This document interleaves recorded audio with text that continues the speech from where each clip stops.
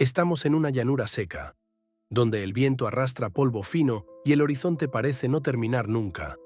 En ese silencio abierto del oeste, bajo un cielo inmenso de Colorado, se alza una construcción extraña, hecha de madera, de formas casi sagradas, rematada por una torre y una esfera de cobre que brilla como un ojo inmóvil. No es un templo de plegarias comunes, no es una granja, no es un refugio para hombres cansados. Es otra cosa. Es la casa levantada para invocar una fuerza invisible. Es un santuario erigido para hablar con la energía. Dentro, un hombre alto, delgado, de porte impecable y gesto contenido, contempla su obra con la serenidad de quien mira un sueño que ya vio terminado mucho antes de tocar una sola herramienta. Entonces sucede. El aire se rompe. Un rugido sacude la tarde, no como el de una bestia de carne, sino como el de una tormenta encerrada y de pronto liberada. La bóveda del cielo parece abrirse en dos. Una lanza de luz, feroz y antinatural, cae sobre la torre y convierte la pradera en un teatro de fuego blanco.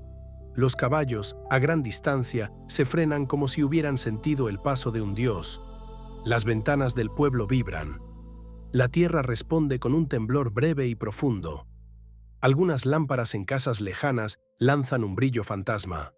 Del metal y del agua brotan chispas azules. El generador de la empresa local no soporta la descarga y se rinde entre humo y daño. Y en medio de ese caos majestuoso, como si hubiese osado sentarse por un instante en el trono del trueno, está él, Nikola Tesla. ¿Quién era en verdad aquel hombre? ¿Un sabio desbordado por su propia visión? ¿Un profeta técnico? ¿Un soñador que caminó demasiado adelante para su tiempo? Muchos hombres de su era deseaban iluminar calles, mover máquinas, vender sistemas, conquistar mercados. Él quería algo más vasto. Quería rehacer el porvenir. No le bastaba con mejorar el mundo, deseaba rediseñarlo. Mientras otros competían por dar luz a una manzana de ciudad, él imaginaba señales que viajaran por el aire hasta los confines del planeta. Mientras los industriales contaban beneficios y metros de cable, él pensaba en energía para todos, en máquinas obedientes movidas a distancia, en vuelos verticales, en sistemas que parecían escritos no para su siglo, sino para otro muy posterior. Su batalla no fue solo científica, fue también moral, fue el choque entre el cálculo comercial y la visión total. Pero para comprender el estruendo de Colorado, primero hay que volver al murmullo lejano del origen. Hay que retroceder a una aldea pequeña entre montañas y bosques, a una tierra que hoy pertenece a Croacia, pero que en aquellos días vivía bajo el inmenso y frágil entramado del Imperio Austrohúngaro. Allí, en Smiljan, nació el niño que un día desafiaría a la oscuridad misma. La noche de su llegada quedó envuelta en leyenda. Se dijo que había tormenta, que los relámpagos cruzaban el cielo como si la naturaleza anunciara a uno de sus futuros intérpretes, que mientras la lluvia golpeaba la tierra, en la casa del sacerdote del pueblo nació un niño al que el mundo no sabría entender del todo. Su padre, Milutin, era sacerdote ortodoxo, hombre de voz firme, de pensamiento agudo, de libros y discursos. ¿Soñaba acaso con un hijo dedicado a la palabra, a la fe, a la disciplina del espíritu? La casa estaba llena de lecturas, de ideas, de razonamientos, pero junto a esa herencia de voz y pensamiento había otra igual de poderosa, tal vez más decisiva. Su madre, Duka, no había recibido educación formal y aún así poseía un ingenio extraordinario. Era de esas personas capaces de resolver problemas con las manos, con intuición, con una inteligencia práctica que no necesita diplomas para demostrar su valor. Diseñaba herramientas para la vida diaria, ideaba mejoras domésticas, entrelazaba formas y soluciones con naturalidad. En ella no había teoría escrita, pero sí invención viva. Años más tarde, Tesla hablaría de su madre con una admiración profunda. Vería en ella la semilla primera de su impulso creador. Y es fácil imaginar aquel cruce único de influencias. Del padre recibió el amor por la idea, la memoria, la estructura mental. De la madre, la capacidad de transformar lo invisible en objeto, el don de llevar una intuición al mundo real. Entre ambos se formó el molde de una mente rara, intensa, casi imposible. La infancia de Tesla transcurrió lejos de los grandes centros fabriles, lejos del humo denso de las ciudades industriales. Y tal vez eso fue una ventaja secreta. No creció atrapado por las costumbres del progreso mecánico de su tiempo. No heredó la obediencia ciega a los sistemas ya existentes. Nació en los bordes, y desde los bordes pudo mirar el centro con ojos frescos. Desde muy joven comprendió, o al menos sintió, que su mente no funcionaba como la de los demás. Las experiencias que luego relataría parecen sacadas de una novela extraña. Hablaba de destellos intensos, de imágenes súbitas, de escenas completas que aparecían ante él con una claridad casi insoportable. Bastaba oír una palabra, imaginar una idea, escuchar un concepto, para que su mente lo convirtiera en una visión detallada. No era fantasía ligera, era una presencia casi material, tan viva que a veces le costaba separar lo externo de lo interno. Aquello, al principio, le trajo dolor.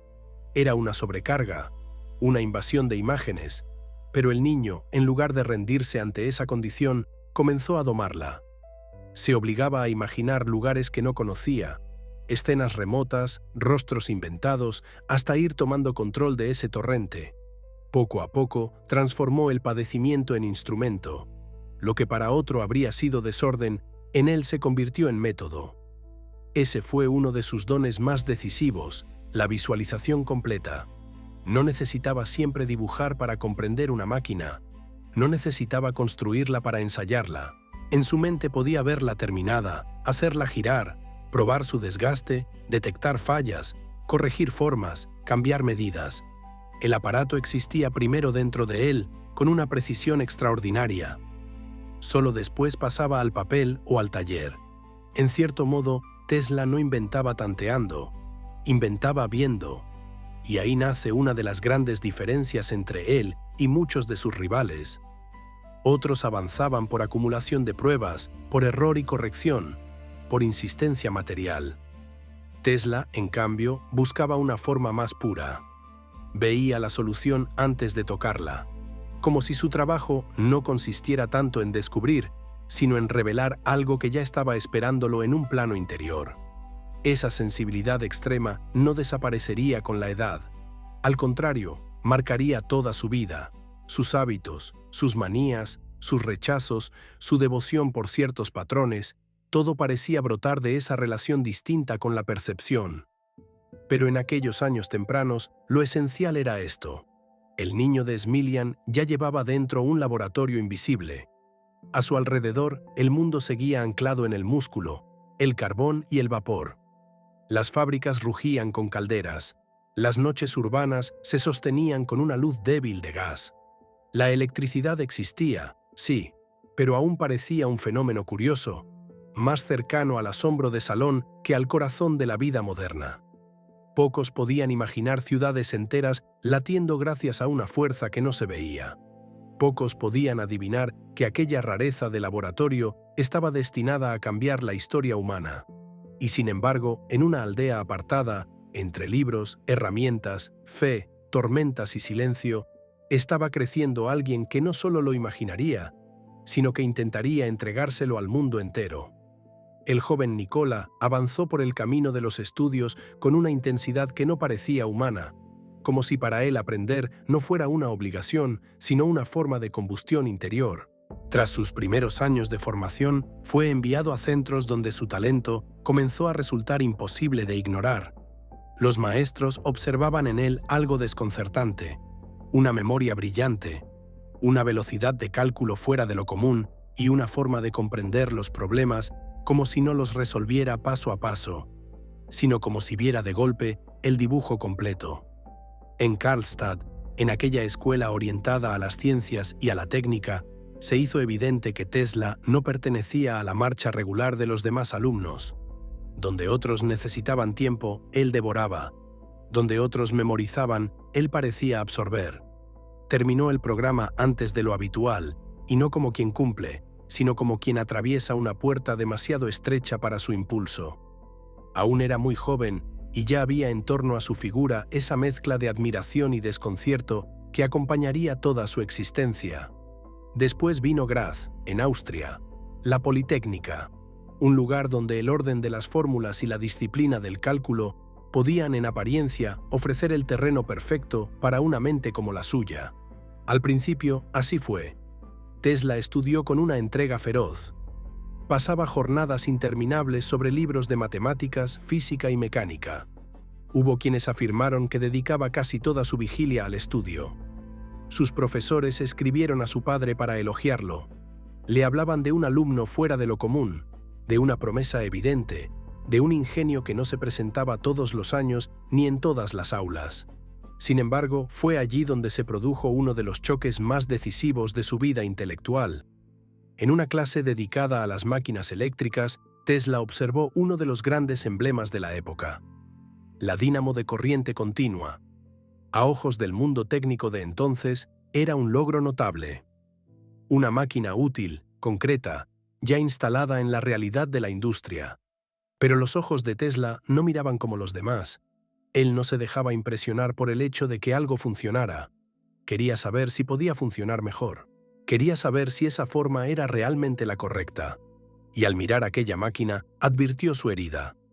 El conmutador, las escobillas, el roce, la chispa, el desgaste, la pérdida.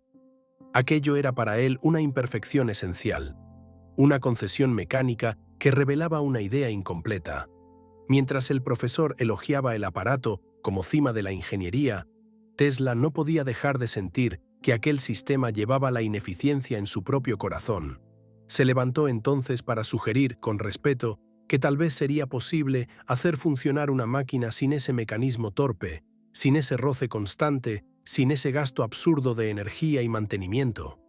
La respuesta fue burla. Su idea fue tratada como una fantasía impracticable. Se le hizo entender que pretendía lo imposible, que aquello equivalía casi a soñar con una suerte de movimiento eterno en el reino eléctrico, que no comprendía los límites reales de la técnica.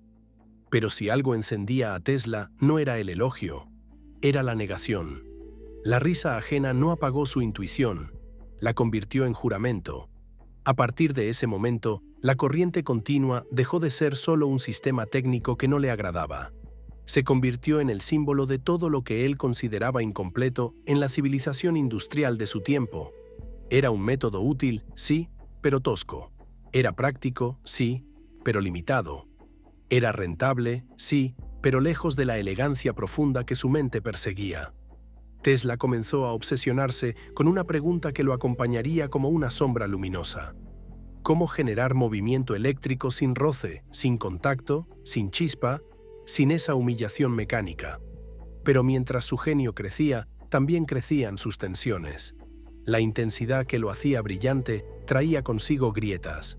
Su disciplina desmedida se mezcló con una conducta cada vez más peligrosa. El juego apareció en su vida como una llama lateral.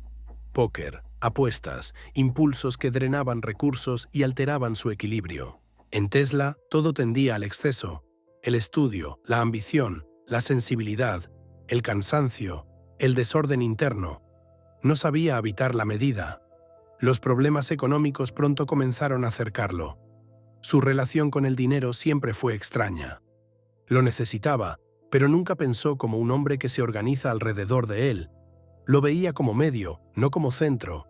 Y ese desajuste con el mundo práctico empezó a pasar factura. No logró sostener sus estudios hasta el final. Las expectativas de su padre se agrietaron. La imagen del joven prodigio quedó, de pronto, mezclada con la del estudiante brillante incapaz de ajustarse a las reglas de permanencia. Tuvo que dejar la Politécnica sin graduarse. Para muchos habría sido una caída. Para Tesla fue otra cosa. Una herida que no anuló la visión, sino que la hizo más dura. Salió de allí sin título, sin estabilidad y sin reconocimiento final, pero con una convicción inmensa.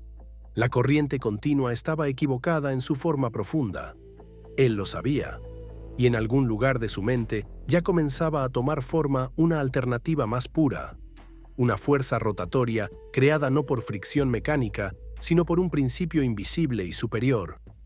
Después de Graz llegaron años inciertos, años de deriva, de intentos por recomponerse, de movimientos entre ciudades, de esfuerzos por seguir aprendiendo mientras la vida real mostraba su dureza. En Praga trató de retomar el hilo académico, pero las puertas no se abrieron del todo. Faltaban documentos, faltaba dinero, faltaba esa estabilidad que permite a un hombre concentrarse en una sola tarea. Tesla quedó otra vez en los márgenes. Y sin embargo, incluso en la precariedad, seguía construyéndose.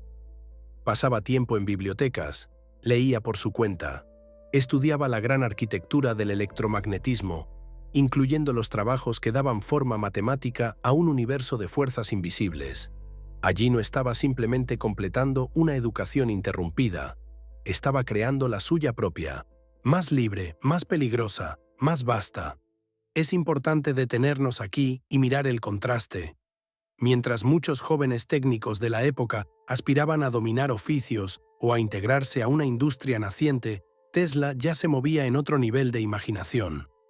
No deseaba solo operar máquinas, quería corregir el lenguaje mismo con que habían sido concebidas. En cierto modo, su verdadera universidad no fue un edificio, sino el conflicto entre lo que veía y lo que el mundo aceptaba como normal. Luego llegó Budapest. Allí encontró trabajo en la infraestructura de comunicaciones, en un entorno donde la técnica ya no era solo teoría de aula, sino herramienta diaria. Fue una etapa crucial. La red de telégrafos, los equipos, los sistemas reales, las fallas concretas. Todo eso le permitió conocer de cerca la electricidad aplicada. Y como siempre ocurría con Tesla, no tardó en volverse indispensable. Mejoraba dispositivos, corregía errores, rediseñaba partes defectuosas con una facilidad que asombraba a quienes lo rodeaban. Pero su salud era frágil. O quizá convendría decir que su sistema nervioso vivía demasiado expuesto a la violencia del mundo. Sufrió una crisis severa, un colapso físico y mental. Los sonidos se volvieron insoportables. Las vibraciones parecían atravesarlo. La realidad cotidiana, que ya para la mayoría es abundante, para él se convirtió en una avalancha casi invivible. Hay relatos que hablan de una sensibilidad auditiva extrema, de una percepción alterada que hacía de cada detalle un golpe. Aquello fue sufrimiento, sin duda. Pero también, de forma extraña, afinó todavía más su relación con lo imperceptible. En hombres como Tesla, la dolencia y el talento a veces parecían compartir la misma raíz. Y entonces llegó el momento decisivo. Una tarde de primavera, mientras paseaba por un parque de Budapest con un amigo, recitando versos como tantas veces había hecho desde niño, se produjo la revelación. La escena tiene algo de milagro racional. El sol bajaba, el aire acompañaba la calma del paseo, y de repente, como si una puerta interna se abriera con violencia perfecta, Tesla vio la solución completa. No fue una deducción lenta, no fue un cálculo progresivo, fue una aparición interior, el problema que lo había perseguido desde Graz, la cuestión del motor sin escobillas, sin conmutador, sin roce, se resolvió de golpe en su mente.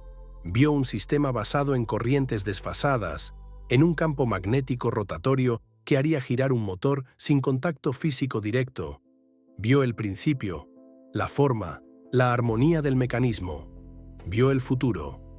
Tan intenso fue el momento que tomó una vara y dibujó en la arena el esquema esencial. Bobinas, fases, rotación. Lo que trazó allí no era un simple croquis improvisado, era la semilla del motor de inducción polifásico. Era la estructura que luego movería fábricas, talleres, sistemas industriales, hogares, ciudades. Era un acto pequeño y gigantesco a la vez. Un hombre inclinado sobre la tierra, dibujando con urgencia el mapa secreto de la civilización eléctrica. Ese instante cambió todo, porque desde ese momento Tesla dejó de ser solo un joven brillante e inestable con ideas grandes. Se convirtió en el portador de un sistema alternativo completo. Ya no se trataba de corregir una máquina, se trataba de reemplazar un paradigma.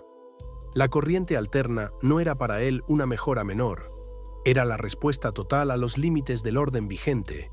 La fuerza de la revelación no debe hacernos olvidar el costo humano que la rodeaba. Tesla seguía siendo un hombre sin fortuna, sin base estable, sin el poder industrial necesario para imponer su visión.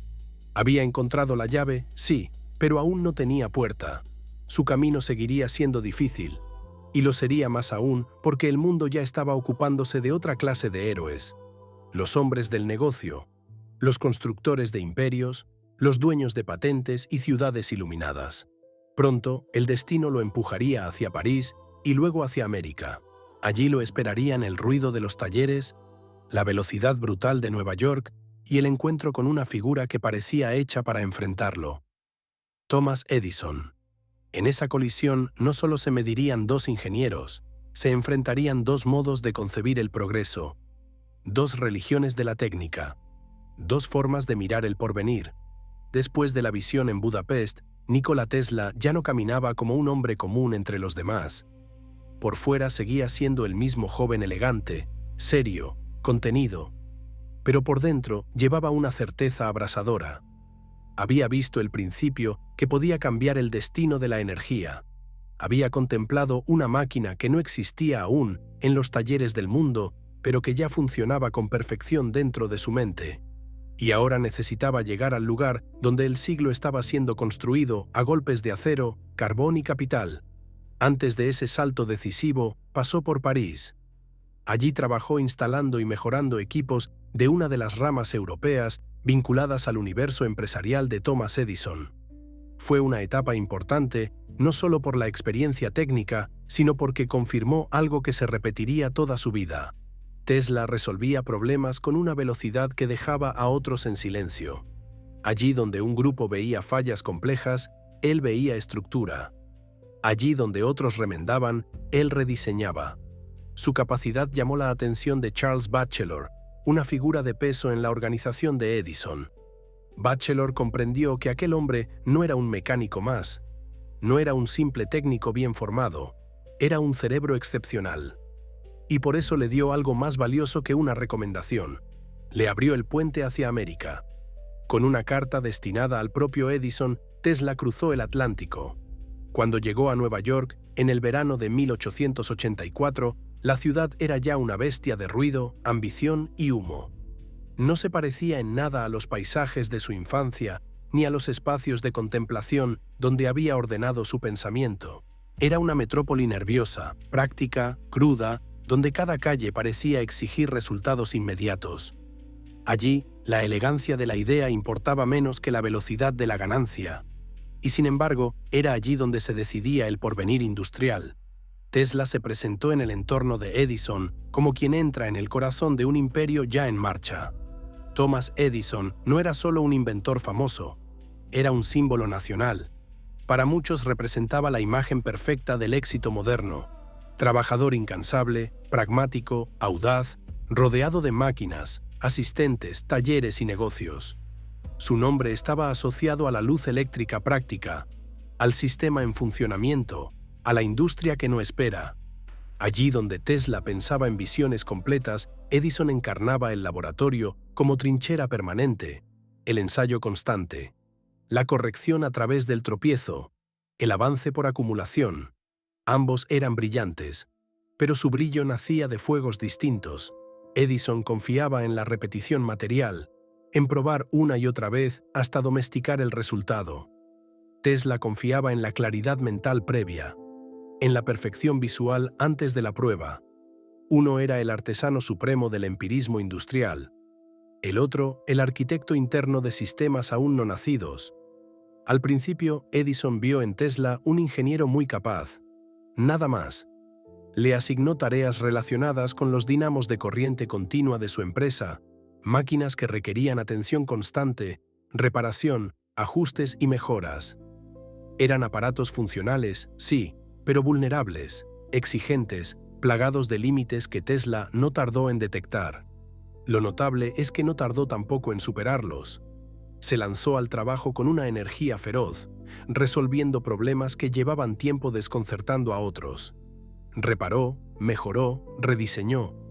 En poco tiempo, su talento dejó de ser una promesa para convertirse en una evidencia incómoda.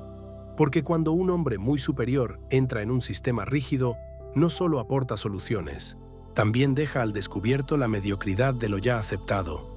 Y eso, en el mundo de los egos industriales, puede resultar peligroso. Fue entonces cuando surgió la promesa que quedaría grabada como una de las escenas más reveladoras de toda esta historia. Edison le planteó a Tesla un desafío ambicioso. Si lograba rediseñar y mejorar de forma completa los modelos de dinamos de la compañía, haciéndolos más eficientes, compactos y confiables, recibiría una suma enorme. Una fortuna para la época. Para Tesla, aquello no representaba solo una recompensa económica. Era la posibilidad de reunir el capital necesario para dedicarse a su verdadera misión: desarrollar de una vez por todas su sistema de corriente alterna. Aceptó. Se entregó a la tarea como solía hacerlo con todo. De manera total. No trabajaba probando piezas al azar, sino reconstruyendo el aparato entero en la mente, corrigiéndolo desde la raíz. Durante meses volcó su capacidad en resolver un problema que, en el fondo, ni siquiera amaba. Estaba perfeccionando una familia de máquinas pertenecientes al sistema que consideraba equivocado. Pero necesitaba el dinero, necesitaba el tiempo futuro que ese dinero podía comprarle. Finalmente cumplió. Mejoró de forma notable los dinamos, aumentó su rendimiento, redujo fallas, hizo más valioso el negocio de Edison, y entonces llegó el momento de reclamar lo prometido. La respuesta de Edison fue breve, fría y devastadora. No habría tal pago. La gran suma ofrecida, dijo, había sido una broma, una forma de hablar, algo que Tesla no había entendido porque, según aquella frase que atravesó la historia, no comprendía el humor americano. En lugar de la recompensa prometida, le ofreció un modesto aumento semanal. Una cifra pequeña, casi ofensiva frente al esfuerzo y al valor real del trabajo realizado. A simple vista, podría parecer apenas un abuso laboral más, una promesa incumplida en un tiempo duro. Pero en realidad fue mucho más. Fue un choque moral entre dos universos. Para Tesla, la palabra dada tenía peso. El trabajo intelectual no era una mercancía descartable. La lealtad entre hombres de talento debía sostenerse sobre algo más que el cálculo inmediato. Para Edison, en cambio, lo importante era el negocio, la ventaja, la continuidad del sistema propio. Y quizá también había algo más profundo, la conciencia de que ese joven europeo no era un subordinado cualquiera. Era el portador de una lógica que amenazaba todo su edificio. La herida fue inmediata. Tesla no vio solo una mezquindad, vio una traición. Comprendió de golpe que el mundo industrial estadounidense, tan lleno de promesas y velocidad, también podía ser brutalmente corto de alma. Entendió que allí no bastaba con tener razón. Había que dominar el mercado, la narrativa, el dinero y la jerarquía. Y él no había venido a arrodillarse ante nada de eso. Renunció. Dejó atrás el centro de la innovación eléctrica del país y salió a las calles de Nueva York con orgullo intacto, pero sin una base material. Fue un gesto noble, casi heroico, y al mismo tiempo terrible. Porque la dignidad no paga alquileres, ni alimenta cuerpos, ni financia laboratorios. El visionario había rechazado la humillación. Ahora debía enfrentar el vacío. Así comenzó uno de los periodos más duros de su vida. El hombre que había visto el futuro de la energía tuvo que hundirse en el barro del presente. Sin ingresos estables, sin empresa propia, sin respaldo sólido, se vio obligado a aceptar trabajos físicos, pesados, humillantes para alguien de su formación y su naturaleza. Trabajó cavando zanjas en Manhattan, abriendo tierra para instalar líneas del mismo sistema de corriente continua que él consideraba obsoleto. Hay una crueldad especial en esa imagen. El arquitecto del porvenir enterrado en zanjas, sirviendo con sus manos agrietadas al mecanismo que se había condenado. Durante ese tiempo conoció de cerca la pobreza verdadera, no la pobreza romántica del artista que sufre en una habitación mientras escribe belleza, sino la fatiga brutal del cuerpo, la incertidumbre diaria, el cansancio que hace dudar incluso a los más firmes. Sus manos, hechas para libros, planos y aparatos delicados, se endurecieron entre tierra y dolor. Su mente seguía siendo enorme, pero el mercado no pagaba por visiones, pagaba por fuerza bruta. Ese tramo oscuro es esencial para comprenderlo, porque allí no solo sufrió, también midió con claridad la distancia entre el valor real de una idea y el valor que el mundo está dispuesto a darle si no sabe monetizarla de inmediato. Tesla valía una fortuna en términos de inteligencia, pero en aquel momento el sistema lo remuneraba como a un obrero cualquiera, no porque ignorara su talento, sino porque aún no tenía forma de explotarlo a gran escala. Y sin embargo, ni siquiera entonces abandonó su convicción. En el fondo de esa dureza siguió viviendo la imagen del campo magnético rotatorio, del motor sin escobillas, del sistema alterno capaz de transmitir energía a grandes distancias. Su visión no se ensució con el barro, solo se volvió más urgente. El azar o el destino intervino a través de una figura modesta. Un capataz que supo reconocer que aquel hombre no era un trabajador ordinario. Hablaba varios idiomas, resolvía con facilidad cuestiones matemáticas, tenía maneras y conocimientos impropios de la zanja. Gracias a esa observación, Tesla fue presentado a 2 inversores locales que buscaban oportunidades en el mundo de la iluminación. Así nació una nueva etapa. Se fundó una compañía con su nombre. Al principio, sin embargo, la realidad impuso otra vez una concesión amarga. Los empresarios querían resultados rentables y cercanos, no la gran revolución de la corriente alterna, sino productos vendibles en el presente. Tesla tuvo que ocuparse de sistemas de iluminación por arco, todavía dentro del terreno que no representaba su sueño central. Diseñó, patentó, cumplió, hizo lo que sabía hacer, producir excelencia. Pero la historia volvió a repetirse bajo otra máscara. Cuando el negocio comenzó a mostrar valor, los inversores maniobraron para dejarlo de lado. Le ofrecieron fórmulas vacías, promesas sin cuerpo, ventajas que no equivalían al verdadero fruto de su trabajo. Otra vez el genio era útil mientras creaba, pero incómodo cuando llegaba la hora de repartir poder y beneficio. Otra vez la estructura comercial quería apropiarse del fruto, dejando al creador en la periferia. Tesla, no obstante, había aprendido algo. Cada herida le enseñaba el idioma oculto del capital. Aunque volvió a salir perjudicado, ganó una experiencia decisiva. Comprendió mejor cómo se organizaba una empresa, cómo se movía el dinero, cómo operaban los hombres que veían en la electricidad no un destino humano, sino una mercancía.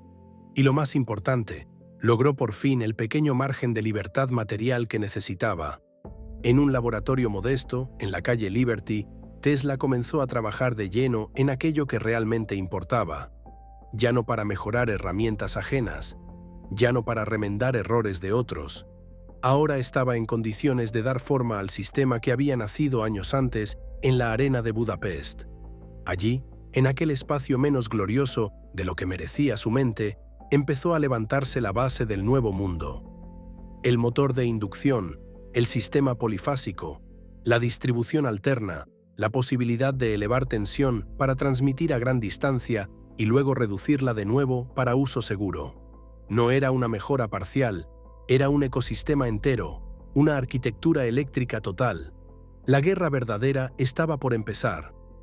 Porque cuando una idea correcta amenaza negocios inmensos, no entra al mundo en silencio. Entra como desafío, entra como conflicto, entra como guerra. Y el hombre que pronto vería en Tesla no solo a un inventor, sino al aliado capaz de desafiar a Edison, ya estaba acercándose. Su nombre era George Westinghouse. En aquel pequeño laboratorio, lejos del esplendor de los grandes salones industriales, Nikola Tesla comenzó a construir la obra que daría forma al mundo moderno. Allí dejó de ser el ingeniero brillante atrapado en tareas ajenas para convertirse, por fin, en el creador de su propio sistema. No se trataba solo de un motor, no se trataba solo de una mejora más. Lo que nacía en ese lugar era una nueva manera de entender, producir y distribuir la fuerza eléctrica. Tesla desarrolló su sistema polifásico de corriente alterna con la convicción de quien no está improvisando, sino revelando una ley. En el centro de esa arquitectura estaba el motor de inducción. La solución era de una elegancia casi cruel frente a la torpeza de las máquinas existentes. En lugar de escobillas, chispas, roce constante y desgaste inevitable, el motor utilizaba corrientes alternas desfasadas para crear un campo magnético rotatorio. Ese campo hacía girar el rotor sin necesidad de contacto físico directo. Era movimiento surgido de la armonía. Era potencia sin fricción burda. Era orden. Pero el genio de Tesla no consistía solo en haber imaginado un motor superior. Lo verdaderamente revolucionario era que ese motor formaba parte de un sistema completo. La corriente alterna podía elevar su tensión mediante transformadores, viajar grandes distancias con pérdidas pequeñas y luego descender a niveles aptos para hogares, fábricas y calles. Donde la corriente continua exigía plantas próximas, casi pegadas al punto de uso, la corriente alterna ofrecía alcance, escala, futuro. Era, en términos profundos, una idea de civilización. Si la energía podía viajar lejos, entonces una catarata, una central poderosa, una gran fuente natural, podía alimentar regiones enteras.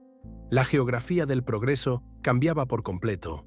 Las ciudades ya no tendrían que respirar al lado de pequeñas estaciones eléctricas repetidas una y otra vez. El mundo podía conectarse de otra manera. En esos años, Tesla registró sus patentes fundamentales. Eran más que papeles legales. Eran el mapa anticipado de la modernidad. Y fue entonces cuando apareció la figura capaz de comprender no solo la belleza técnica del invento, sino también su potencia histórica. George Westinghouse. Westinghouse no era un soñador desordenado ni un empresario ciego. Era un industrial astuto, sí, pero también un inventor. Había demostrado ya que podía pensar a gran escala y traducir una idea en sistema. Su experiencia con los frenos de aire para trenes le había enseñado algo esencial. No basta con concebir un mecanismo brillante, hay que hacerlo circular en el mundo real. Y a diferencia de Edison, Westinghouse supo reconocer de inmediato la superioridad estructural de la corriente alterna. Vio lo que otros no querían ver. Comprendió que la corriente continua, a pesar de su presencia en el mercado, estaba limitada por naturaleza. Demasiado alcance corto, demasiada dependencia de estaciones cercanas, demasiada pérdida, demasiada rigidez. La corriente alterna, en cambio, tenía destino de imperio. Podía atravesar espacio, escalar sin deformarse, volverse red, volverse continente. Donde Edison veía amenaza, Westinghouse vio horizonte. Buscó a Tesla y le hizo una oferta decisiva. Compró las patentes del sistema polifásico, incluyendo el motor de inducción, el generador y los elementos clave de distribución. El acuerdo incluía una suma importante en efectivo y acciones, pero también algo que a la larga adquiriría un peso casi legendario: una cláusula de regalías por cada unidad de potencia producida con la tecnología de Tesla. Por fin, el inventor no solo obtenía apoyo, obtenía reconocimiento concreto de que su trabajo era el corazón de algo inmenso. Esta alianza fue mucho más que un trato empresarial. Fue un acto de alineación histórica. El visionario y el industrial, capaz de llevar la visión al terreno, se habían encontrado. Y con ese encuentro se abría una guerra. La guerra de las corrientes. Hay conflictos que se narran como una serie de hechos técnicos, pero en realidad son combates por el relato del futuro. Este fue uno de ellos. Edison comprendió enseguida que si la corriente alterna triunfaba, su sistema de corriente continua quedaría relegado. No perdería solo negocios, perdería prestigio, poder, centralidad. Vería cómo el orden que había construido alrededor de su nombre comenzaba a parecer viejo, limitado, insuficiente. Y Thomas Edison no era hombre para ceder en silencio. Como no podía vencer en elegancia técnica, decidió atacar en el terreno del miedo.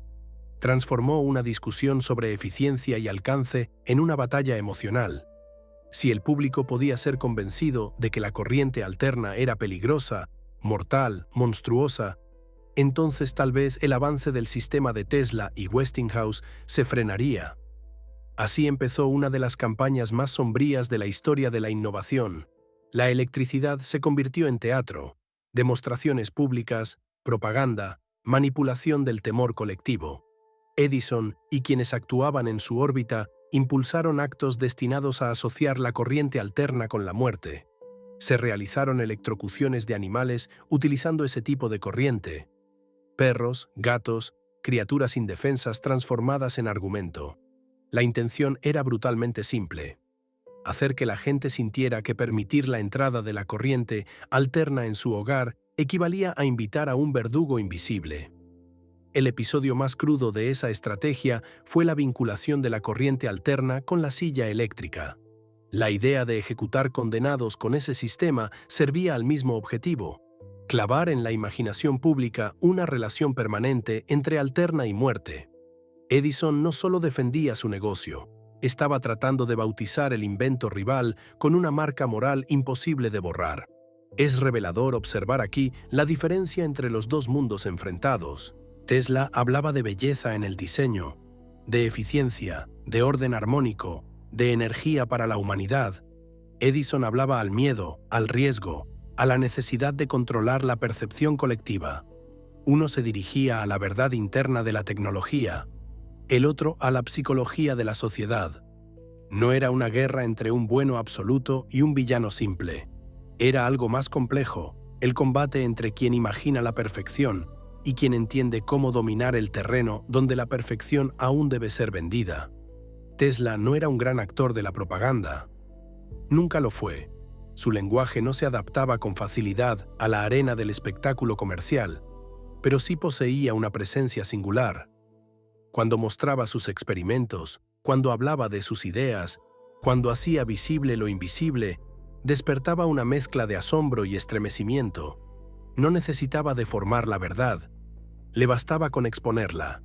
Y el gran escenario para esa verdad llegó en Chicago. La Exposición Mundial de 1893 fue mucho más que una feria, era una vitrina del futuro, una oportunidad única para que el mundo contemplara qué forma tendría el nuevo siglo.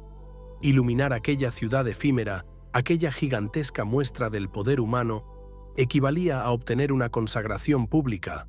Era el premio más codiciado de la época eléctrica. La empresa vinculada a Edison presentó su propuesta, pero el costo era enorme. La corriente continua exigía una infraestructura pesada, multiplicada, poco eficiente. Westinghouse y Tesla, en cambio, apostaron por la superioridad real de la corriente alterna. Presentaron una oferta más baja, sustentada en una tecnología mejor. Y ganaron. Lo que ocurrió en Chicago fue un acto de revelación. Cuando el sistema se puso en marcha, la exposición entera se inundó de una luz blanca, poderosa, limpia, vibrante. No era el resplandor vacilante del gas. No era la señal limitada de un sistema viejo. Era una claridad nueva. El público vio más que iluminación. Vio una promesa materializada. Vio una forma distinta de habitar la noche. Vio, sin saberlo del todo, la entrada del mundo moderno. Tesla, en medio de ese triunfo, realizó demostraciones que parecían magia para quienes no entendían la física detrás. Encendía lámparas sin cables visibles, hacía circular energía a través del espacio. Mostraba que la electricidad, bajo un manejo preciso de alta frecuencia, podía comportarse como un lenguaje mucho más sutil de lo que el público imaginaba. No era un ilusionista. Era un hombre exhibiendo fragmentos del mañana. La victoria en Chicago tuvo una consecuencia inmensa. La corriente alterna dejó de ser para el gran público una amenaza abstracta y comenzó a ser reconocida como el camino del porvenir. La campaña del miedo de Edison había sufrido una herida decisiva, porque una cosa es repetir que algo es peligroso y otra muy distinta es ver con los propios ojos que ese algo puede iluminar una ciudad entera con una belleza nunca antes vista. Sin embargo, la guerra aún no había terminado. Había un último desafío, más grande que cualquier exposición, más rotundo que cualquier debate. Un desafío natural, industrial y simbólico al mismo tiempo. Una pregunta suspendida sobre una de las fuerzas más grandiosas del continente.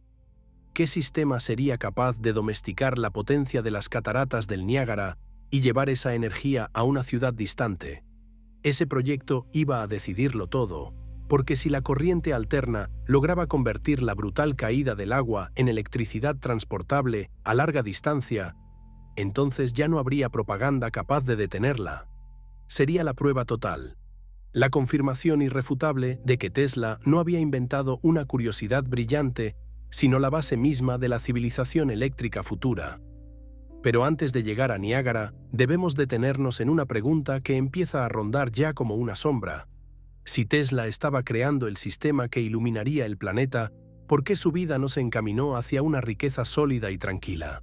¿Por qué el hombre cuya mente hizo posible tanto terminó, con el tiempo, tan lejos de la fortuna que parecía merecer? La respuesta tiene que ver con su carácter, con su relación casi ascética con el dinero y con uno de los gestos más sorprendentes de toda su vida.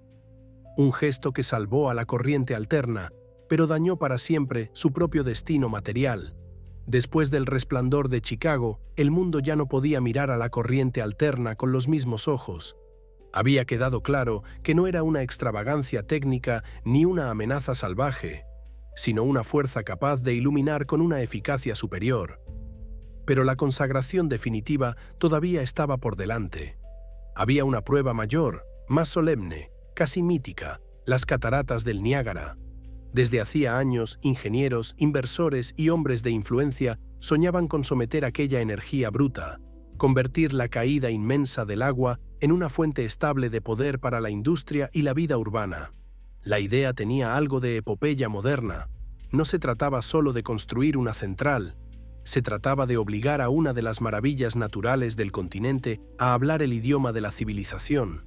La dificultad era inmensa. Generar electricidad junto a las cataratas era una cosa.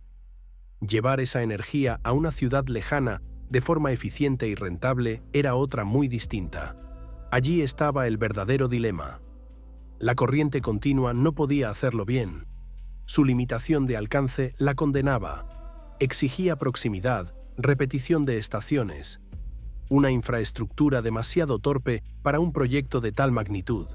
La corriente alterna, en cambio, ofrecía una solución elegante: elevar la tensión, transmitirla a distancia y reducirla luego para su uso. Era exactamente el tipo de hazaña para la cual había nacido. La comisión a cargo del proyecto evaluó alternativas, estudió posibilidades, escuchó a expertos. Al final, la lógica técnica y la fuerza de los hechos pesaron más que la propaganda. El contrato fue otorgado a Westinghouse y con ello al sistema concebido por Tesla. Ese fue uno de los momentos más decisivos en la historia de la energía. Lo que años atrás había sido un dibujo apresurado en la arena de un parque europeo, se convertía ahora en la base de una empresa grandiosa. Turbinas, generadores, transformadores, líneas de transmisión. Todo aquello respondía a la arquitectura interior que Tesla había visto antes que nadie. El agua caería, la máquina obedecería, la electricidad viajaría. Cuando la energía del Niágara llegó a Buffalo y comenzó a alimentar luces, tranvías y actividad industrial, el debate quedó prácticamente resuelto. No había argumento emocional ni campaña de temor capaz de competir con una realidad tan poderosa. La corriente alterna no era solo mejor en teoría. Era el único sistema que podía sostener el tipo de mundo que el nuevo siglo estaba exigiendo. Niágara fue más que una victoria técnica. Fue una coronación. Las cataratas, símbolo de fuerza indomable, se convirtieron en el gran monumento al principio de Tesla. Allí la naturaleza y la visión humana se unieron en un acto que parecía casi ritual. Donde antes había solo caída de agua, ahora había red, ciudad, industria, alcance. El futuro había elegido. Y sin embargo, justo cuando la obra de Tesla se volvía esencial para el planeta, su destino financiero empezaba a alejarse de la lógica que uno esperaría. Si el sistema triunfaba, si sus patentes estaban en el centro de la revolución eléctrica, si cada expansión de la corriente alterna dependía de su genio, ¿por qué no se convirtió en uno de los hombres más ricos de su tiempo? La respuesta es tan admirable como dolorosa. El acuerdo con Westinghouse incluía regalías por la potencia generada a partir de sus patentes. A medida que la corriente alterna se expandía, esas regalías crecían, y crecían hasta una escala casi inconcebible. En condiciones normales, aquello habría asegurado a Tesla una fortuna inmensa y permanente. Habría podido fundar laboratorios sin pedir permiso, sostener investigaciones imposibles para otros, vivir sin la humillación de depender de mecenas cambiantes. Pero la guerra de las corrientes había sido costosa. La expansión de Westinghouse exigía capital enorme. Los bancos presionaban, las deudas apretaban. Incluso con la tecnología ganadora, la compañía atravesaba un peligro real. Westinghouse acudió a Tesla. no fue una visita menor. Fue uno de esos momentos en que la historia se decide en una habitación, entre dos hombres y una verdad difícil. Le explicó la situación con franqueza. Si la presión financiera continuaba, si no se aliviaban ciertos compromisos, la empresa podía caer. Y si la empresa caía, las patentes, el sistema, todo el esfuerzo para imponer la corriente alterna, corría el riesgo de terminar en manos hostiles o de ser sofocado antes de consolidarse del todo. Tesla entendió de inmediato lo que estaba en juego. Y aquí aparece uno de los rasgos más extraordinarios de su carácter. Allí donde otro hombre habría defendido con uñas y dientes su derecho económico, él pensó primero en la idea, no en sí mismo, no en su comodidad futura, no en la seguridad que podría haber comprado. Pensó en la supervivencia de su sistema. Pensó en el destino de la corriente alterna como un bien para la humanidad entera. Entonces hizo algo que todavía hoy parece irreal. Renunció a las regalías. No las renegoció con dureza. No buscó exprimir la situación. No hizo un cálculo ventajoso. Rompió el acuerdo que habría podido convertirlo en multimillonario. Liberó a Westinghouse de esa carga para que la compañía pudiera sostener la expansión del sistema. En ese gesto perdió una riqueza inmensa, tal vez una de las mayores fortunas no realizadas de la historia de la ciencia aplicada, pero salvó el avance de la corriente alterna. Hay en esa escena algo profundamente trágico y a la vez luminoso. Tesla actuó como si su obra no le perteneciera del todo, como si él hubiera sido apenas un vehículo de una verdad superior que debía llegar al mundo. El dinero para él nunca tuvo la consistencia casi religiosa que posee en los imperios industriales. Le importaba, claro. Sufría por su ausencia. Necesitaba laboratorios, equipos, independencia. Pero no podía colocarlo por encima del ideal. Allí estaba su nobleza y también su condena. Porque al romper ese contrato, no solo hizo un acto de generosidad, marcó el rumbo de su vida futura. Eligió, una vez más, la grandeza moral por encima de la seguridad personal. Eligió la victoria de la idea por encima del bienestar del hombre que la había concebido. Y eso nos obliga a detenernos un momento. Hay figuras históricas cuya tragedia no proviene de haber fracasado, sino de haber triunfado de una forma que las dejó fuera del premio material. Tesla venció. Su sistema venció. La corriente alterna se convirtió en columna vertebral del mundo moderno. Pero el propio Tesla no logró traducir esa victoria en una vida protegida. Como Prometeo en el viejo mito, entregó el fuego y pagó el precio. Mientras su sistema comenzaba a extenderse por ciudades y regiones, mientras motores de inducción y redes alternas multiplicaban la capacidad industrial del planeta, Tesla siguió adelante, ya no como hombre que lucha por imponer una sola gran invención, sino como explorador de campos todavía más extraños. Una vez asegurado el destino de la corriente alterna, su mirada se movió hacia zonas más audaces. La alta frecuencia, la resonancia, la transmisión sin cables, la energía en el aire, la comunicación global. Podría haberse detenido, podría haberse convertido en un gran empresario de su propio prestigio, podría haber administrado su fama, fundado industrias a su nombre, construido un imperio estable. Pero Tesla no sabía descansar dentro de una conquista. Apenas cerraba una puerta, ya veía otra. Apenas alcanzaba un borde, ya miraba más allá. Para él, la corriente alterna no era el final, era el comienzo. Así llegó a su laboratorio de la calle Houston en Nueva York. Allí, lejos de conformarse con haber electrificado el mundo, comenzó a internarse en los reinos de la frecuencia elevada y la resonancia eléctrica. Ese espacio era más que un taller. Era un santuario para nuevas formas de asombro. En él surgiría uno de sus inventos más célebres, visuales y mal comprendidos, la bobina de Tesla.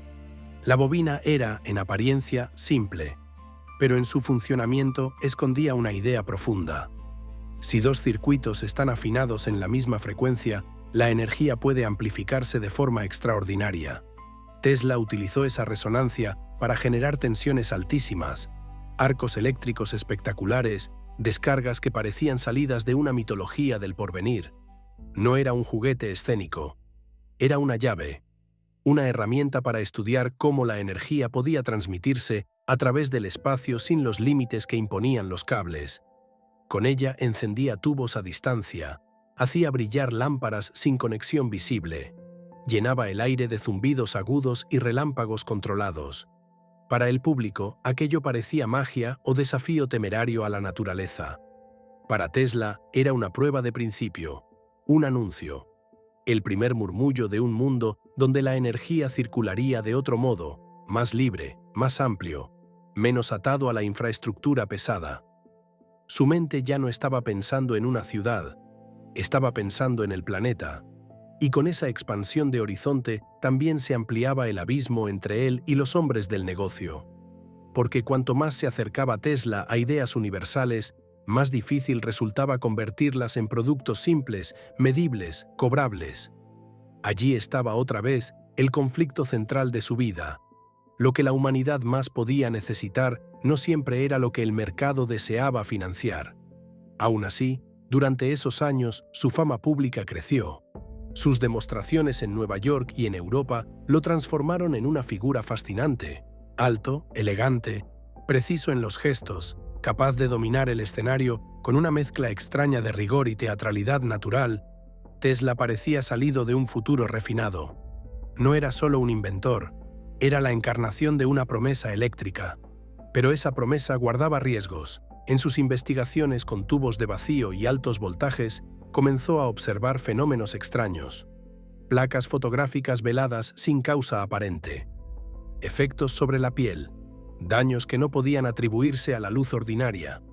Tesla se estaba acercando, sin saberlo del todo, a una frontera que luego sería asociada al descubrimiento formal de los rayos X. Como tantas veces, percibía primero el fenómeno, incluso sus peligros, antes de que la historia oficial terminara de organizar su nombre alrededor de otro. Así era su vida intelectual, una sucesión de anticipaciones. Y sin embargo, la anticipación no garantiza dominio. Muchas veces solo garantiza soledad. La etapa que se abre después de Niágara es la de un Tesla cada vez más libre en sus ideas y cada vez más separado de las formas convencionales de rentabilidad. Ahí florece su genio en estado más puro, pero también empieza a prepararse la tragedia futura. Porque cuando un hombre deja atrás incluso las metas que su siglo considera enormes y comienza a perseguir sueños planetarios, el riesgo de quedar sin apoyo se vuelve cada vez mayor. En el laboratorio de la calle Houston, Nikola Tesla parecía haber entrado en una segunda juventud de su genio. La gran batalla por la corriente alterna había dejado claro que su visión podía vencer a las estructuras más poderosas del presente. Pero, lejos de detenerse, decidió alejarse incluso de aquello que ya lo había consagrado. Quería ir más allá de la distribución de energía, más allá de los motores y las redes, más allá de la utilidad visible. Su mirada se dirigía ahora a la frecuencia, a la resonancia, al aire mismo como medio vivo para la transmisión. Aquel laboratorio no era solo un lugar de trabajo, era una frontera, un recinto donde lo que para otros era ciencia naciente, para Tesla ya era paisaje interior. Allí tomó forma pública uno de sus artefactos más recordados, la bobina de Tesla. Con el tiempo, ese nombre quedaría envuelto en imágenes de arcos eléctricos y espectáculos de laboratorio. Pero reducirla a eso es no comprender su verdadero sentido. La bobina fue una puerta, un instrumento para explorar la naturaleza profunda de la energía de alta frecuencia, un paso decisivo en la búsqueda de transmisión sin cables, iluminación nueva y comunicación a través del espacio. Su principio se apoyaba en la resonancia. Dos circuitos afinados en una misma frecuencia podían intercambiar energía de manera extraordinaria. Tesla ajustaba esa relación con precisión y obtenía tensiones inmensas. La energía de entrada, relativamente pequeña, se multiplicaba hasta dar lugar a descargas de una violencia luminosa que dejaba atónitos a quienes las presenciaban. Rayos que saltaban por el aire, chispas largas, danzantes, blancas y azules. Un zumbido agudo que parecía no venir de una máquina, sino de un nervio oculto de la atmósfera. Pero lo verdaderamente decisivo no era la belleza de esas escenas, era lo que demostraban. Tesla encendía lámparas sin cables visibles, Tubos de gas brillaban en sus manos o cerca de un campo eléctrico sin estar conectados al modo tradicional. Para el público elegante de Nueva York y para las audiencias científicas de Europa, aquello bordeaba lo milagroso. Sin embargo, para Tesla era apenas una muestra, una señal de que la electricidad podía ser liberada de su dependencia del alambre. Soñaba con ciudades enteras iluminadas sin la maraña de postes y cables que ya comenzaban a invadir las calles. Soñaba con energía presente en el aire como una forma más sutil de civilización. En esa visión ya se anunciaba una tensión futura. La electricidad, tal como la pensaba Tesla, no era algo que debiera venderse gota a gota. No era un lujo medido por contadores. No era una mercancía que cobraba sentido al pasar por una caja registradora. Era un recurso universal, casi un derecho cósmico, y esa diferencia de fondo entre su ideal y la lógica del capital iría agrandándose con cada nuevo paso. Durante esos años, además, Tesla comenzó a moverse en terrenos que más tarde se volverían campos enteros de investigación. Sus experimentos con tubos de vacío y altos voltajes lo llevaron a observar fenómenos misteriosos, placas fotográficas que aparecían alteradas sin razón obvia, sombras internas del cuerpo, daños físicos en personas expuestas, irritación de la piel, caída de cabello, lesiones extrañas. Era como si estuviera tocando una radiación desconocida. Sin haber recibido todavía el reconocimiento que luego obtendría otro, Tesla ya estaba produciendo e interpretando efectos vinculados a lo que se conocería como rayos X. Lo notable es que no solo vio el fenómeno, también percibió sus peligros. Fue uno de los primeros en advertir que aquellas emisiones no eran inocentes, que la ciencia, cuando abre una puerta, no siempre sabe qué clase de fuego entra con ella. Esta capacidad para adelantarse no solo al descubrimiento, sino también a sus implicancias, era una de las marcas más profundas de su genio. Tesla no se quedaba en el efecto visible.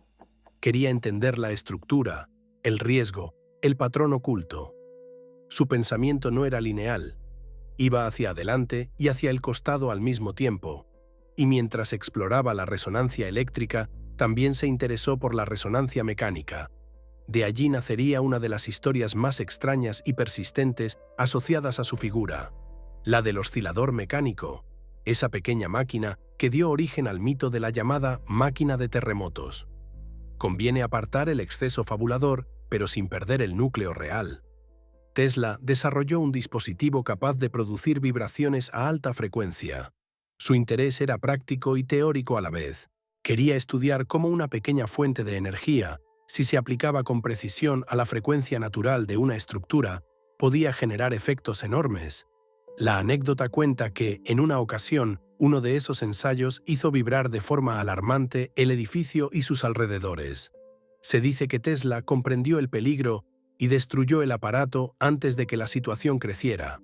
Sea cual sea el detalle exacto, lo importante no es la exageración posterior, sino el principio físico que obsesionaba al inventor.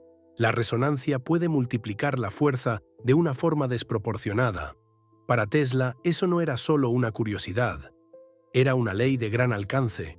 Una misma idea parecía repetirse en distintos reinos, en la electricidad, en la materia, en la vibración de estructuras, incluso en la mente. Sintonizar era la clave. Encontrar la frecuencia justa, hacer que una forma de energía hablara en el idioma exacto de otra. Y a medida que profundizaba en esa visión, su imaginación se acercaba a una idea todavía más radical. Si la energía podía ser transmitida sin cables, también podían transmitirse órdenes, señales, control. La distancia física comenzaba a perder autoridad. Ese salto conceptual cristalizó en una demostración deslumbrante de fines de siglo. En el Madison Square Garden, ante una multitud intrigada, Tesla presentó una pequeña embarcación de acero flotando en un estanque artificial. No había tripulación, no había cables, no había un operador oculto dentro. Desde la orilla, con una caja de control, Tesla dirigía sus movimientos. El bote avanzaba, se detenía, giraba, encendía y apagaba luces. La gente asistía a una escena que no sabía cómo interpretar. Algunos pensaron en magia, otros en telepatía, otros sospecharon algún truco teatral, pero era real. Tesla estaba mostrando al mundo el control remoto por radio. El invento, al que dio un nombre que sonaba tan mecánico como profético, no era un simple entretenimiento. Era la prueba de que una máquina podía recibir instrucciones a distancia y obedecerlas. Esa idea, tan natural para nosotros hoy, era entonces desconcertante. En ese pequeño bote estaban contenidas las semillas de los drones, los vehículos no tripulados, los sistemas guiados, los mandos a distancia, la automatización de guerra y de paz. Lo más fascinante es que Tesla no se quedó en la invención puntual. Como siempre, fue más lejos que el artefacto. Vio la filosofía detrás del hecho. Si una máquina podía obedecer una señal, entonces podía convertirse en una extensión activa de la voluntad humana. Y si esa máquina incorporaba sensores, lógica de respuesta, ajustes ante su entorno, entonces ya no sería solo una herramienta. Sería algo parecido a una mente mecánica. Aquí Tesla se adelantó, otra vez, a un siglo entero. Habló de autómatas capaces de actuar con una forma rudimentaria de inteligencia. Imaginó máquinas liberando al ser humano de tareas repetitivas y peligrosas. Pensó la automatización no como simple reemplazo de músculos, sino como una nueva etapa de la organización de la vida técnica. Su idea del robot no se parecía del todo a los muñecos de fantasía popular, era más profunda. Era un sistema que percibe, decide y actúa. Es asombroso notar cuántas veces su mente se situó más allá del uso inmediato. Mientras muchos inventores construían un aparato, Tesla describía la era que ese aparato iba a inaugurar. No era solo creador de objetos, era lector del porvenir. Sin embargo, el porvenir casi nunca recompensa a quien lo ve demasiado pronto. La Marina, los inversores, los dirigentes, la opinión pública. Casi nadie comprendió de verdad el alcance de aquella demostración. Para muchos, seguía siendo una rareza elegante, un truco sofisticado para una exposición. El mundo aún no estaba listo para pensar en máquinas obedeciendo órdenes invisibles. Todavía necesitaba décadas de guerras, industrias y redes para alcanzar la obviedad de esa idea. Y Tesla lo supo. Supo, como tantas veces, que estaba hablando en una lengua adelantada. Su laboratorio, mientras tanto, seguía siendo una mezcla de templo y tormenta. Allí se multiplicaban las descargas, los experimentos, los tubos brillantes, las bobinas, las vibraciones. Allí crecía también una certeza cada vez más intensa. La Tierra misma podía participar en la transmisión de energía y comunicación. No era necesario pensar solo en aparatos aislados. Tal vez el planeta entero pudiera ser parte del circuito. Esa intuición cambiaría el tamaño de sus ambiciones. Nueva York comenzaba a quedarle chica para ciertos ensayos. Necesitaba espacio, aire seco, altitud, silencio eléctrico. Un lugar donde probar con potencias mayores, donde la ciudad no sofocara el experimento. Y ese lugar aparecería en las llanuras de Colorado. Allí, en Colorado Springs, Tesla llevaría su sueño a un extremo casi mitológico. Construiría una estación singular, invocaría relámpagos artificiales inmensos, pondría a prueba su idea de la Tierra como conductor gigante y, durante noches de vibración y asombro, llegaría incluso a convencerse de que estaba recibiendo señales de otro mundo. Cuando Nueva York empezó a resultarle estrecha para sus sueños, Nikola Tesla buscó un lugar donde la escala de sus ideas pudiera respirar. Necesitaba altura, espacio abierto, aire seco, distancia de las interferencias urbanas. Necesitaba una tierra donde la tormenta y el silencio convivieran. Así llegó a Colorado Springs. A fines del siglo XIX, aquel lugar era todavía un borde entre naturaleza vasta y asentamiento humano. Praderas abiertas, horizonte inmenso, aire limpio. Una sensación de lejanía que a Tesla debió resultarle casi sagrada.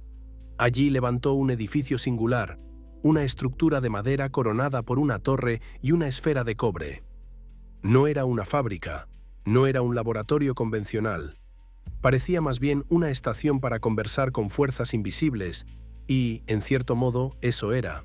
Tesla no había ido a Colorado para repetir sus experimentos previos a mayor escala por simple gusto del espectáculo. Había ido a probar una convicción enorme, que la Tierra misma podía actuar como conductor de energía y señal, que si se lograba excitarla en la frecuencia correcta, el planeta entero podía participar en un sistema de transmisión global. No solo mensajes, también potencia. Electricidad sin cables, entregada a distancia mediante resonancia terrestre y atmosférica. Es una idea que aún hoy suena desmesurada y quizá por eso conviene escucharla no como capricho, sino como el paso lógico de su pensamiento. Toda la vida de Tesla había sido una búsqueda de formas perfectas de flujo. Había reemplazado el roce por campo giratorio. Había elevado la frecuencia para liberar la luz del cable. Había imaginado máquinas obedeciendo órdenes a distancia. Ahora quería unificar todo eso en un sistema planetario. Colorado sería el ensayo. El laboratorio que construyó allí era, en esencia, una máquina para producir y estudiar descargas de altísima tensión. El gran transformador instalado en ese espacio era una versión monumental de sus ideas sobre resonancia. La torre, alta y dominante en medio de la llanura, funcionaba como un electrodo gigante, una extensión hacia el cielo y hacia la tierra al mismo tiempo. Cuando el sistema entraba en operación, el aire entero parecía tensarse. Los resultados fueron de una intensidad casi sobrehumana. Arcos eléctricos de gran longitud brotaban de la torre. Descargas blancas y azules rasgaban la noche. El sonido era brutal, un trueno artificial capaz de sentirse en la distancia. La tierra vibraba. El aire olía a tormenta fabricada. Para quienes observaban desde fuera, aquello debía parecer obra de un hombre dispuesto a sentarse en la mesa de los dioses. Pero Tesla no estaba buscando asombro vacío. Quería pruebas. Quería demostrar que podía generar potencias colosales bajo control. Quería estudiar cómo esas descargas interactuaban con el suelo, con la atmósfera, con la estructura eléctrica del entorno. Quería comprobar si la Tierra podía cargarse y responder como parte de un sistema resonante. En más de una ocasión, la potencia desatada fue tan grande que causó problemas severos en la red local. Hubo una sobrecarga memorable que dejó dañado el generador de la compañía eléctrica que alimentaba parte del experimento.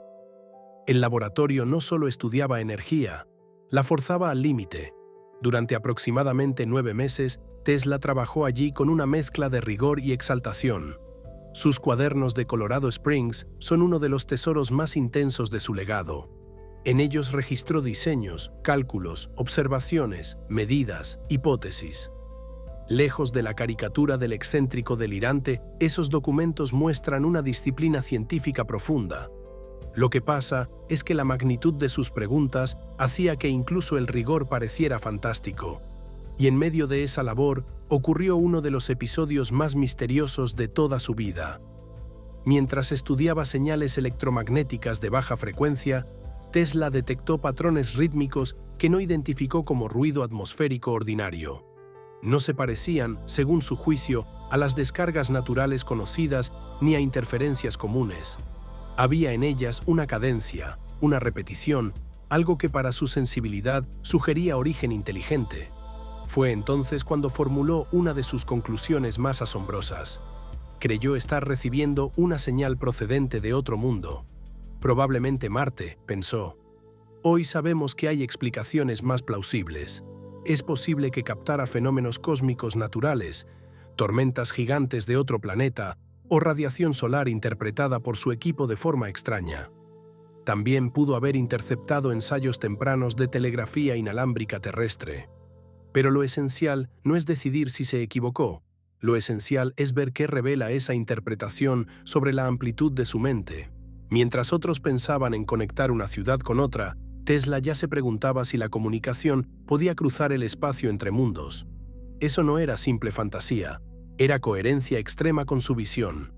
Si la Tierra podía resonar, si la atmósfera participaba, si la energía viajaba de modo más libre de lo que la ingeniería ordinaria aceptaba, entonces no era absurdo, desde su perspectiva, imaginar una escala cósmica para la comunicación. Tesla no pensaba en pequeño. Nunca lo hizo.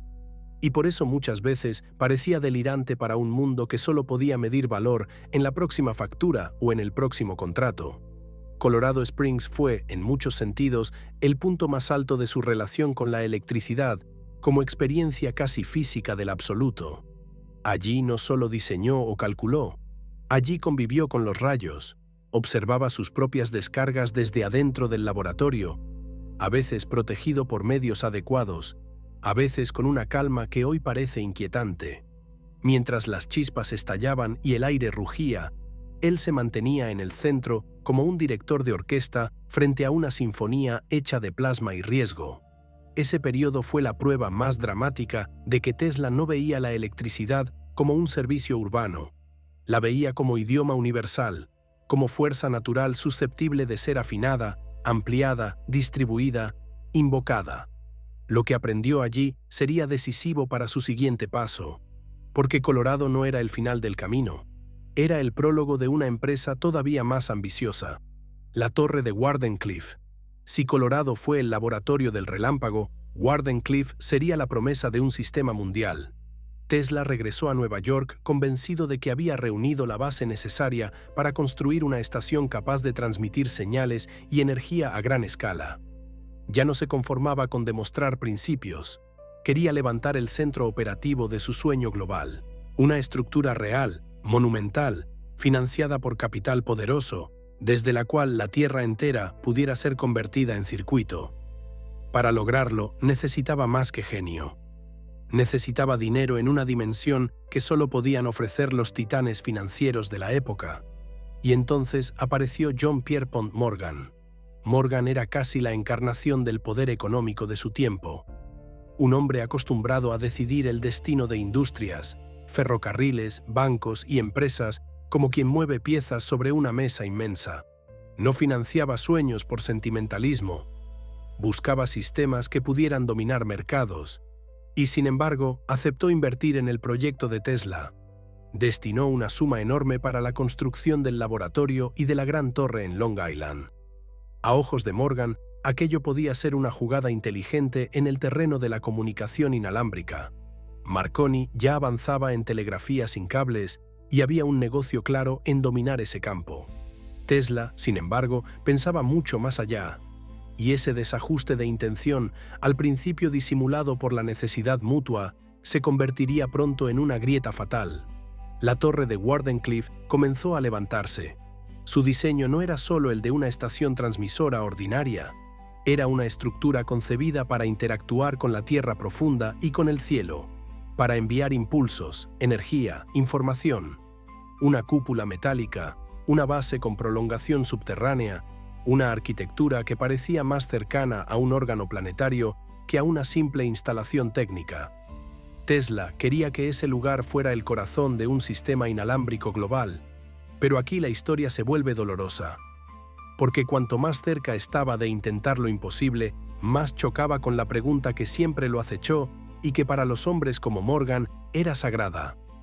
¿Cómo se cobra esto? ¿Dónde está el medidor? ¿Cómo se convierte una visión universal en flujo constante de dinero controlable? Tesla soñaba con energía libre de cables, tal vez incluso accesible, sin las barreras tradicionales del negocio. Morgan esperaba un sistema rentable de comunicación y control. El idealista y el financiero compartían el mismo proyecto aparente, pero no el mismo mundo interior.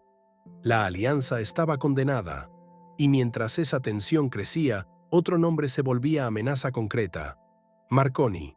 Más pragmático, más enfocado, más hábil para ofrecer resultados visibles a los inversores, avanzaba en el campo de la radio con rapidez.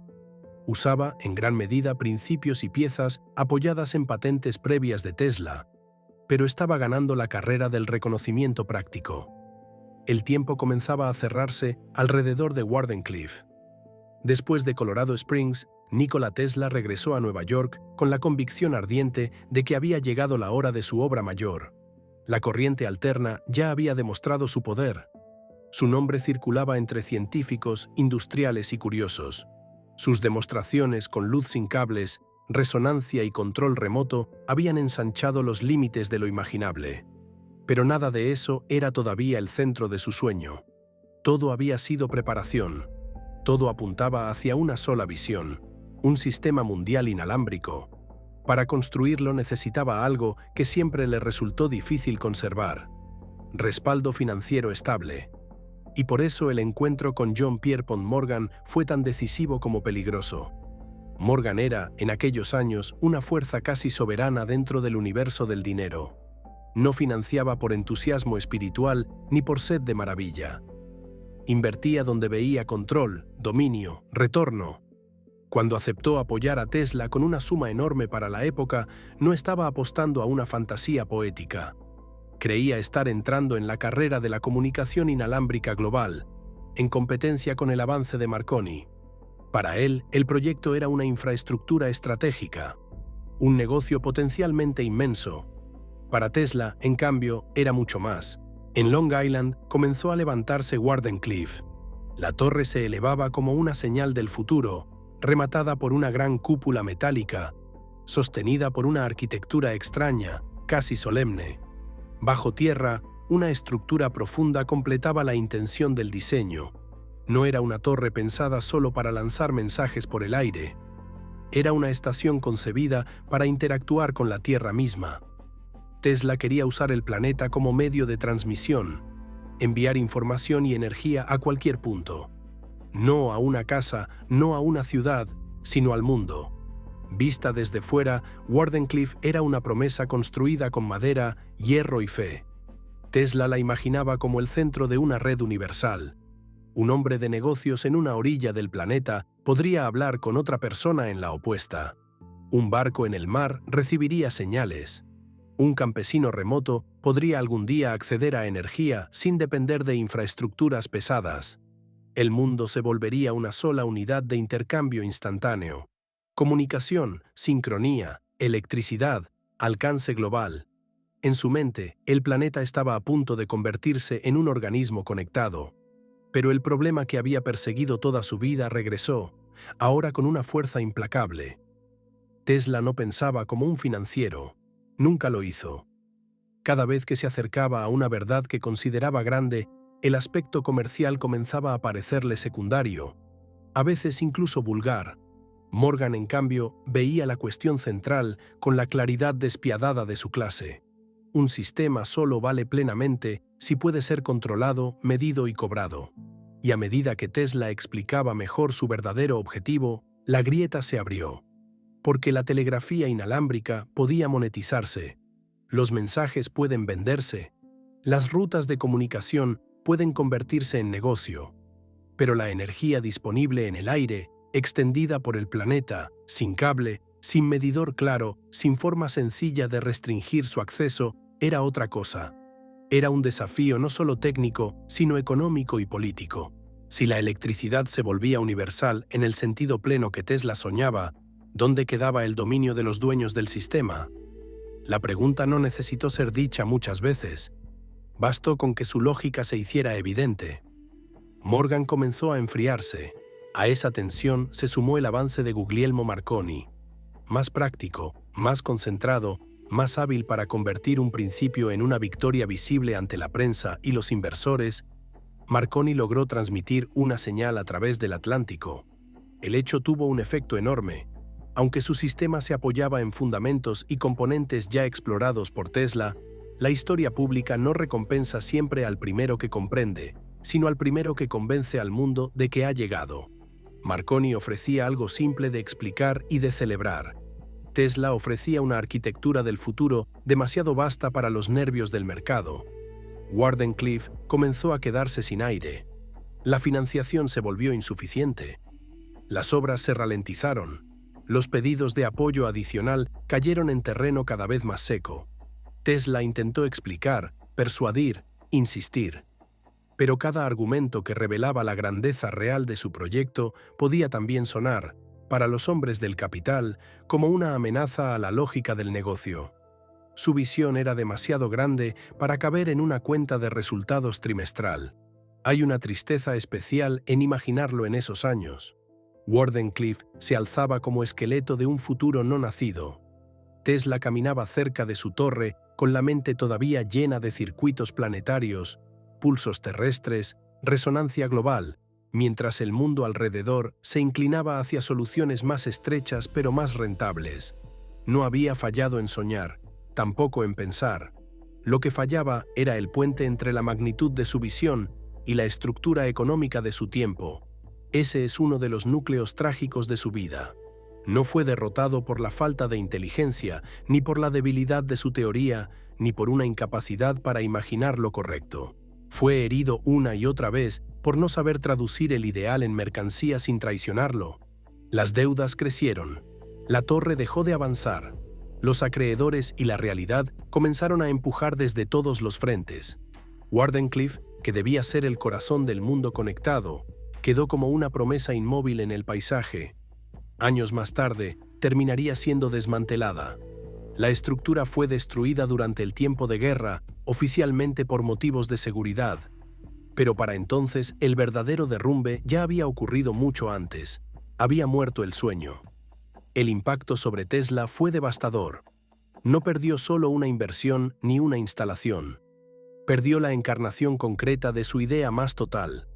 Wardenclyffe era su intento de unir energía, información y planeta en un solo sistema. Su caída no fue un tropiezo técnico, fue una herida espiritual.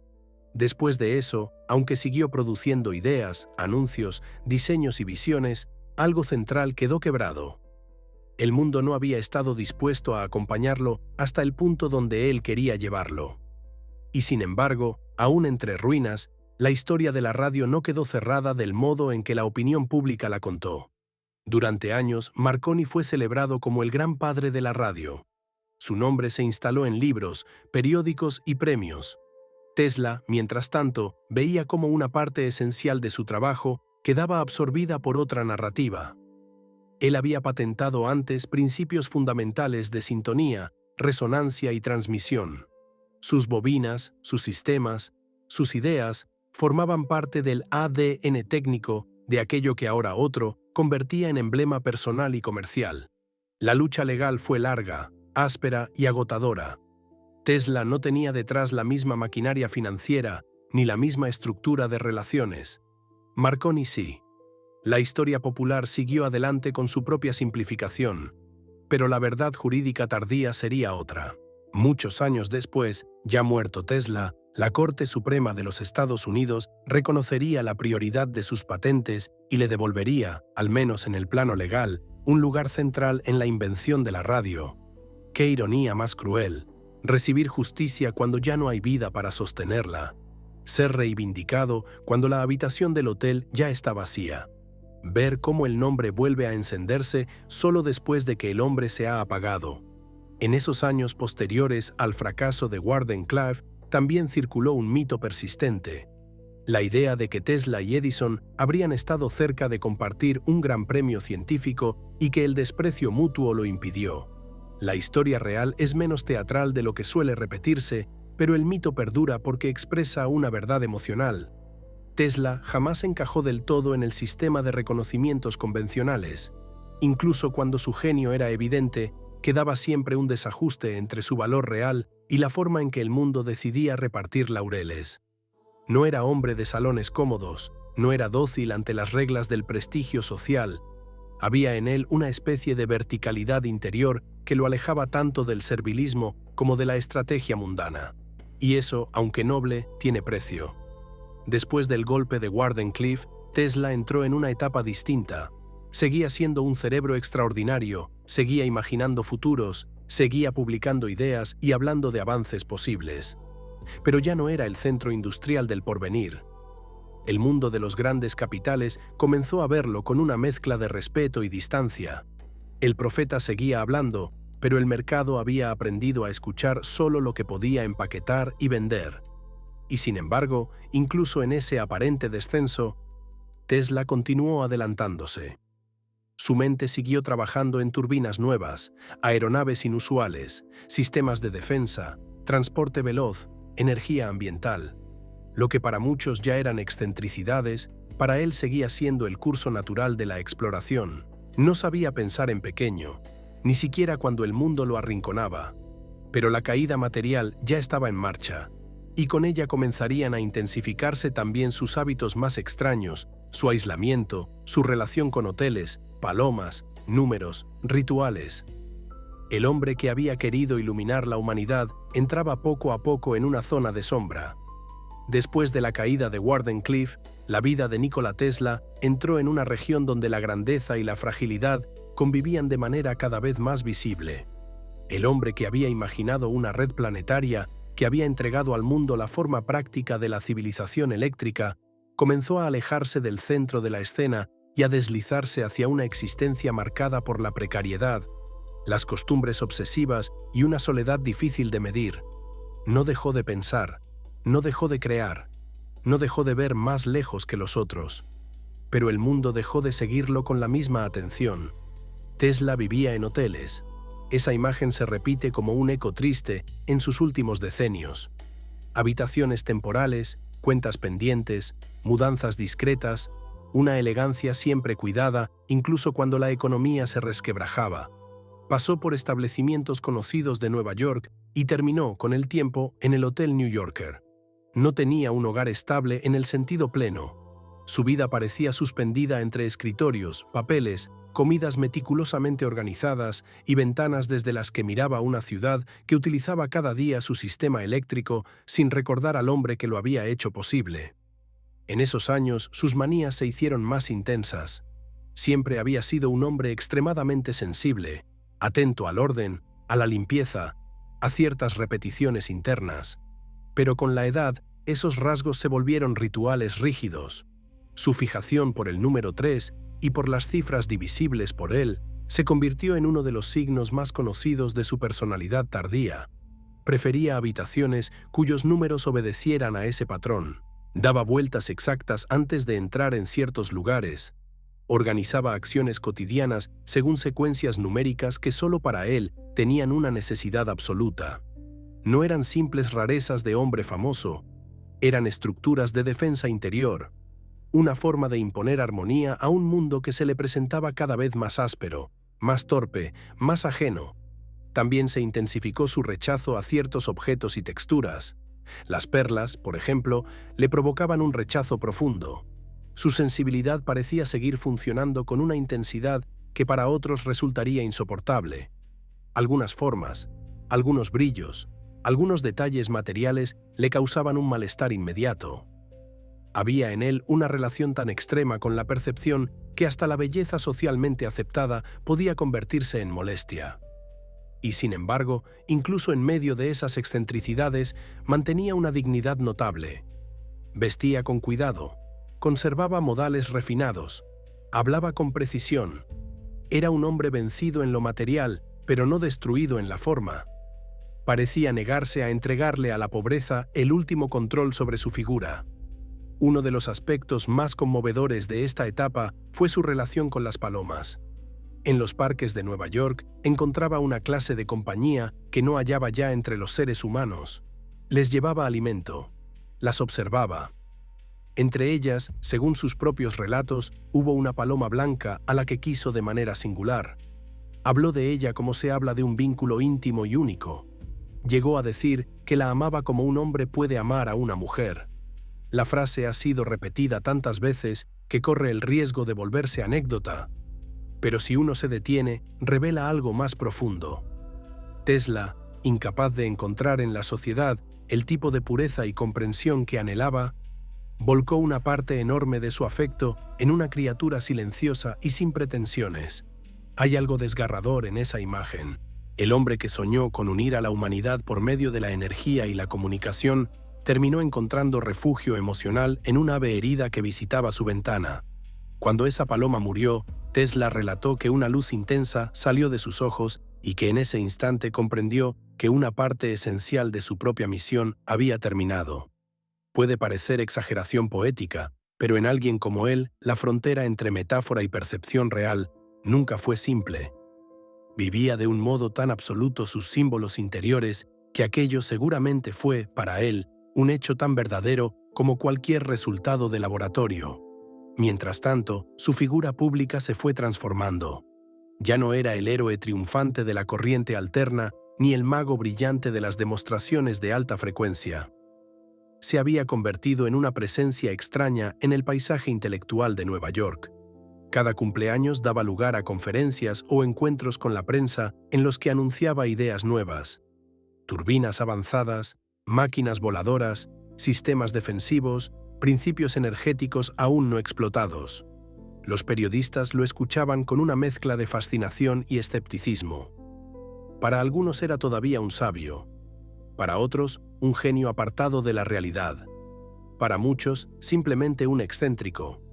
Pero conviene no repetir la injusticia de su tiempo, porque incluso en esos años de aparente declive, Tesla seguía anticipando líneas del futuro. Su turbina sin paletas, por ejemplo, era una idea de gran refinamiento técnico.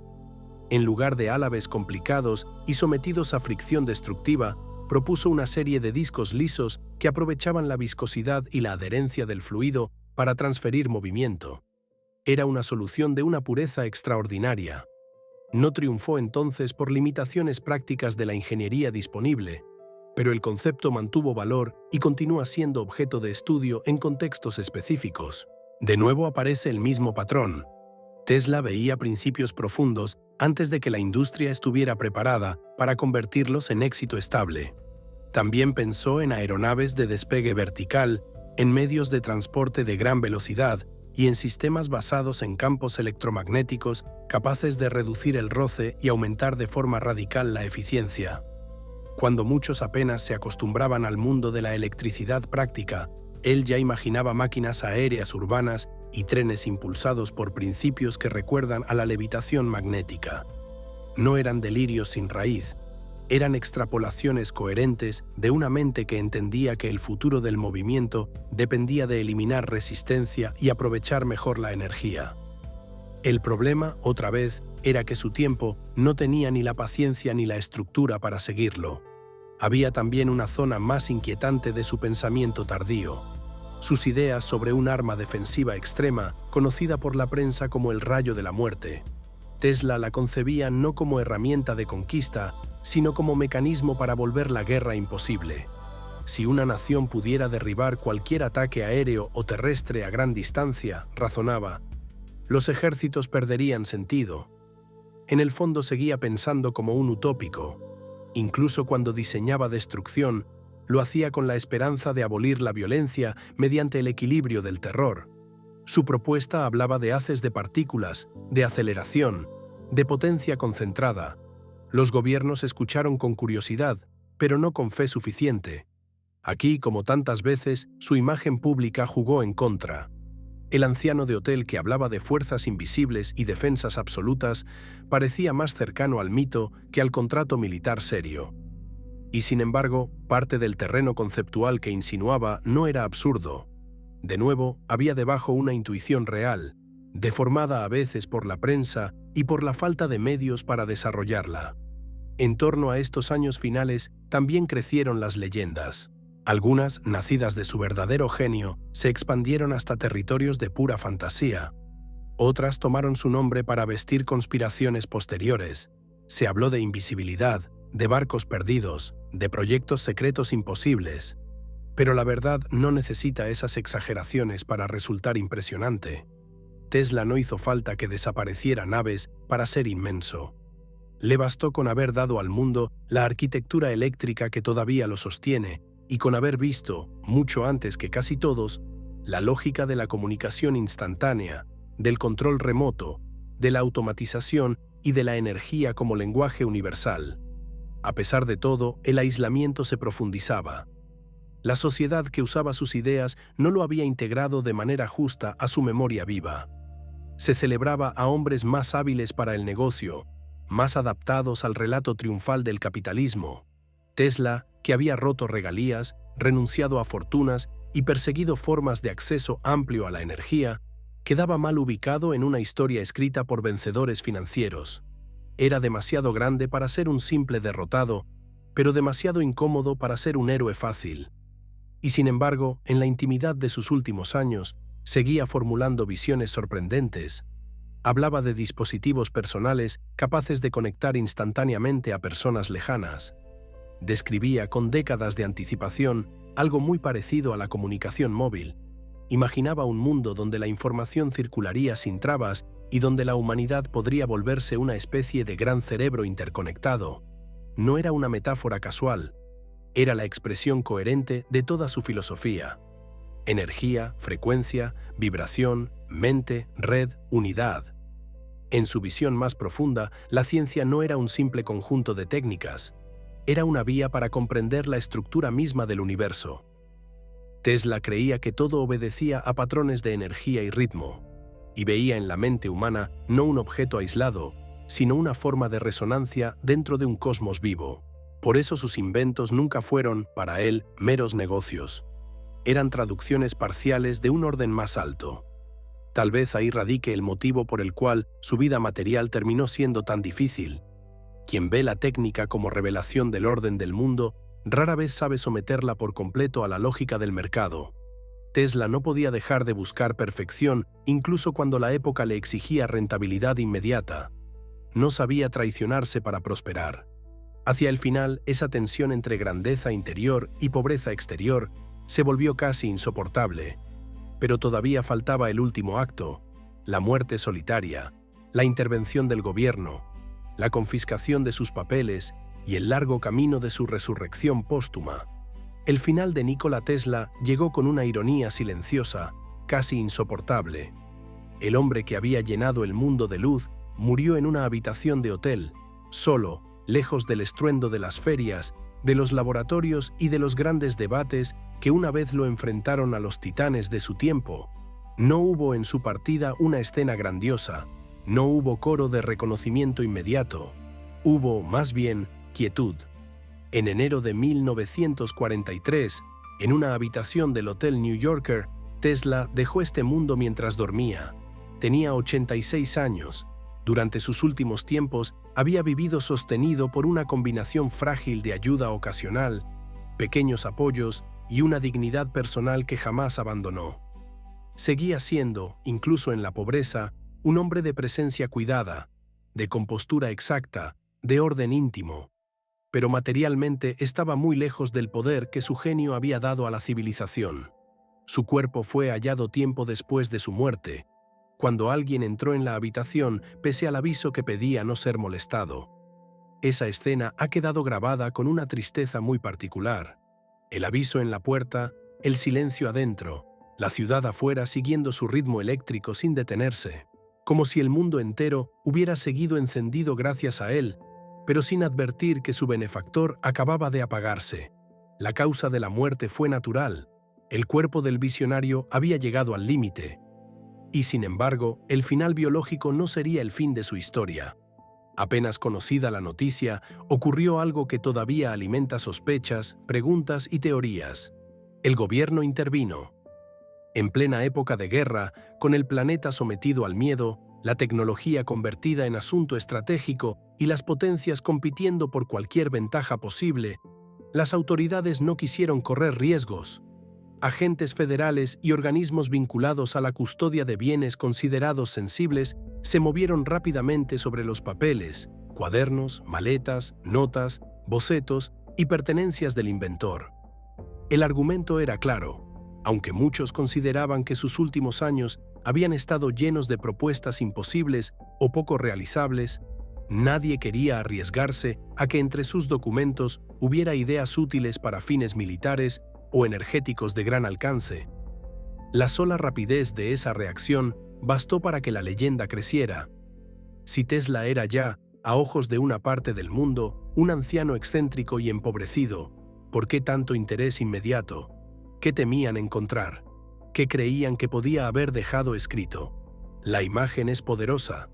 El genio muerto, la habitación sellada, las maletas abiertas por manos oficiales, los cuadernos revisados, los planos observados con nerviosismo en medio de una guerra mundial. Parecía el comienzo de una novela, pero fue real. Entre quienes analizaron el material estuvo un ingeniero de gran nivel académico, John G. Trump, llamado a evaluar si aquellos papeles contenían diseños con valor militar inmediato o tecnología peligrosa para la seguridad nacional. Tras revisar la documentación, su conclusión pública fue moderada. Señaló que en los últimos años Tesla se había dedicado más a conceptos especulativos y que no aparecía allí un arma operativa lista para alterar el equilibrio del conflicto. En otras palabras, no encontró un rayo definitivo listo para ser desplegado. Pero una conclusión oficial rara vez apaga del todo una imaginación histórica ya encendida.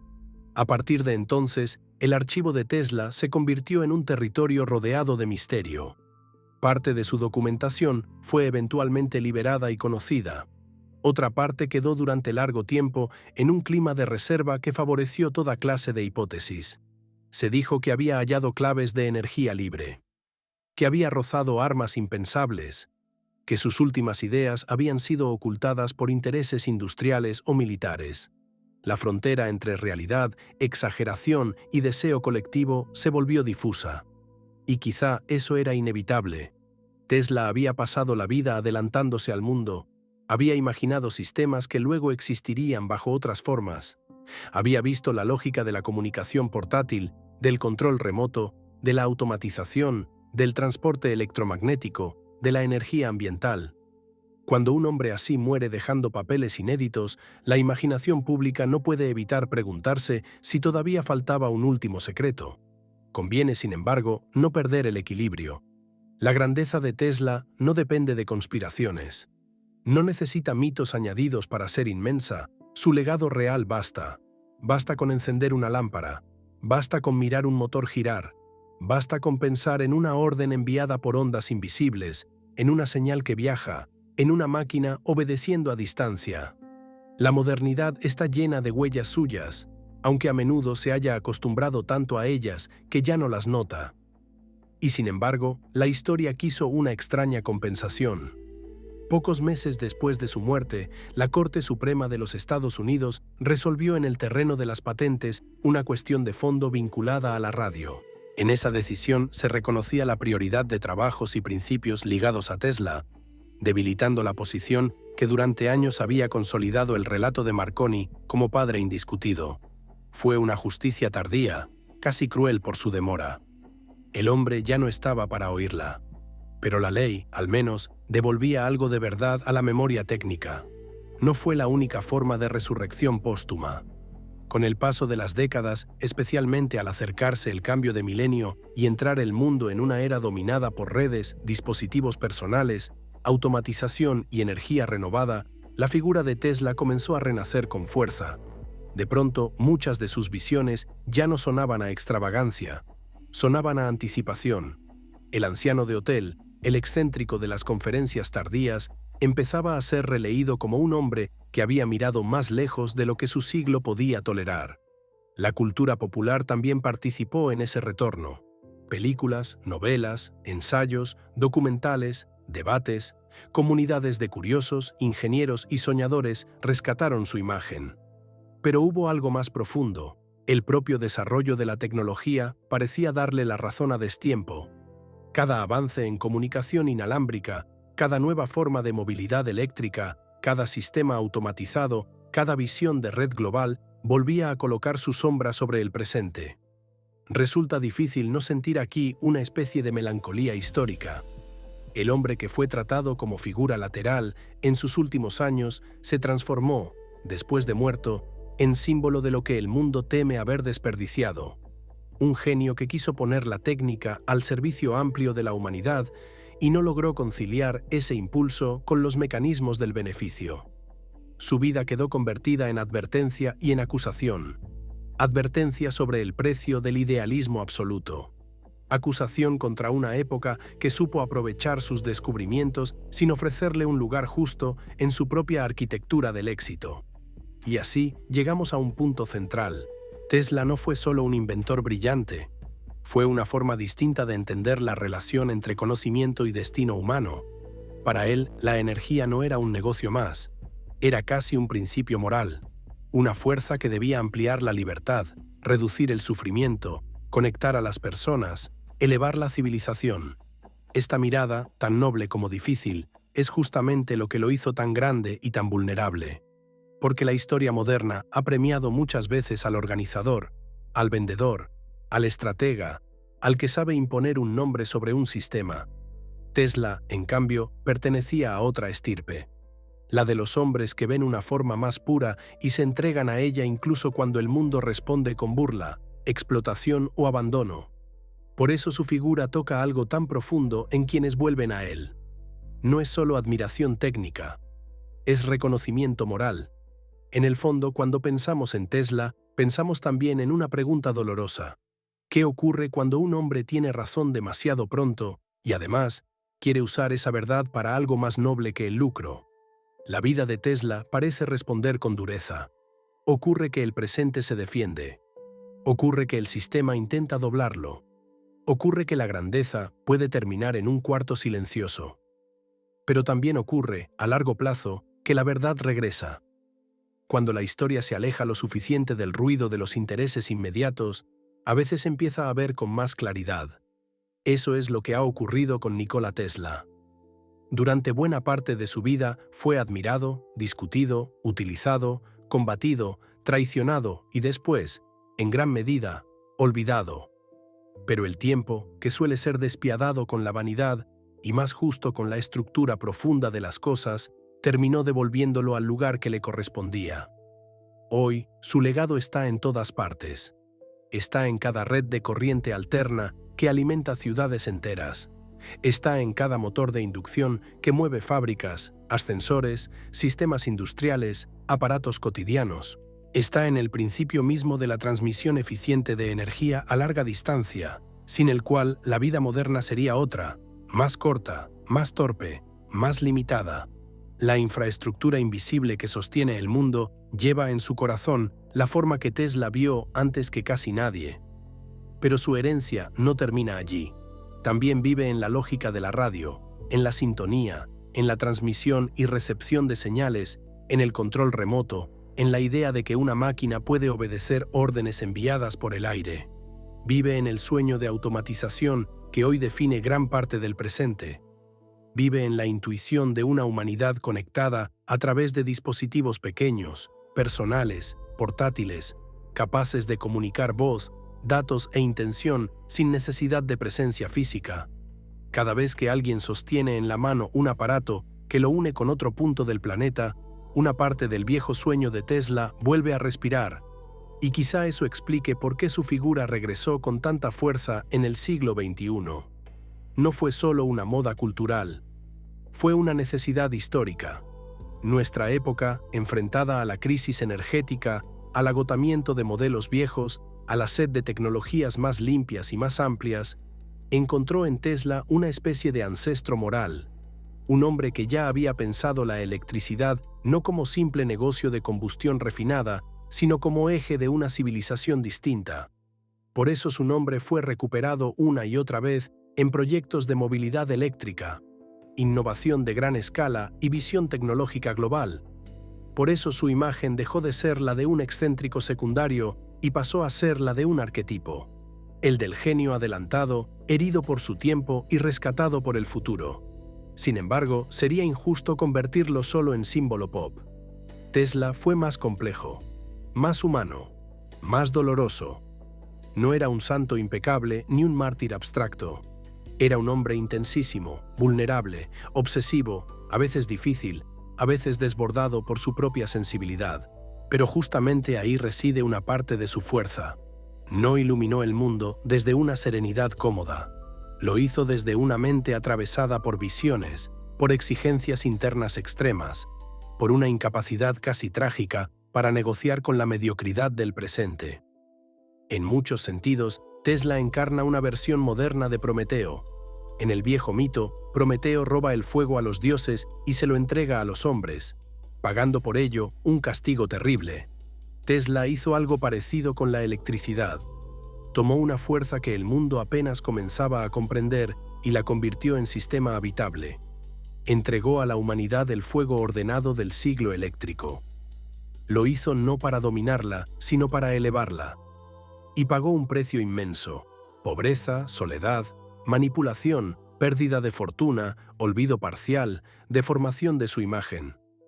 Esa comparación no es un adorno literario, contiene una verdad profunda, porque la historia de Tesla no es solo la de un conjunto de inventos, es la historia de una relación conflictiva entre visión y poder, entre conocimiento y mercado, entre belleza técnica y utilidad comercial inmediata, entre el hombre que quiere dar y el sistema que solo entiende del todo lo que puede poseer y cobrar.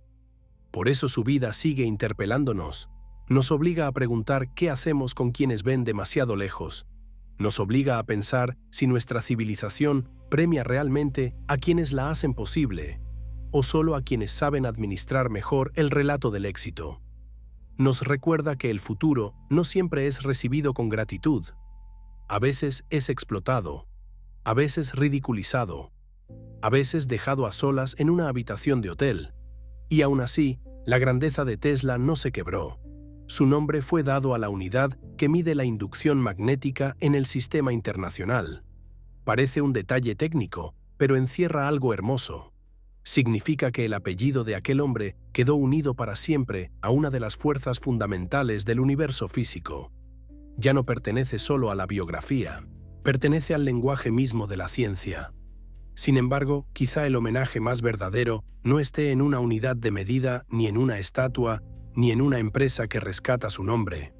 Tal vez el homenaje más auténtico consista en entender lo que realmente quiso hacer.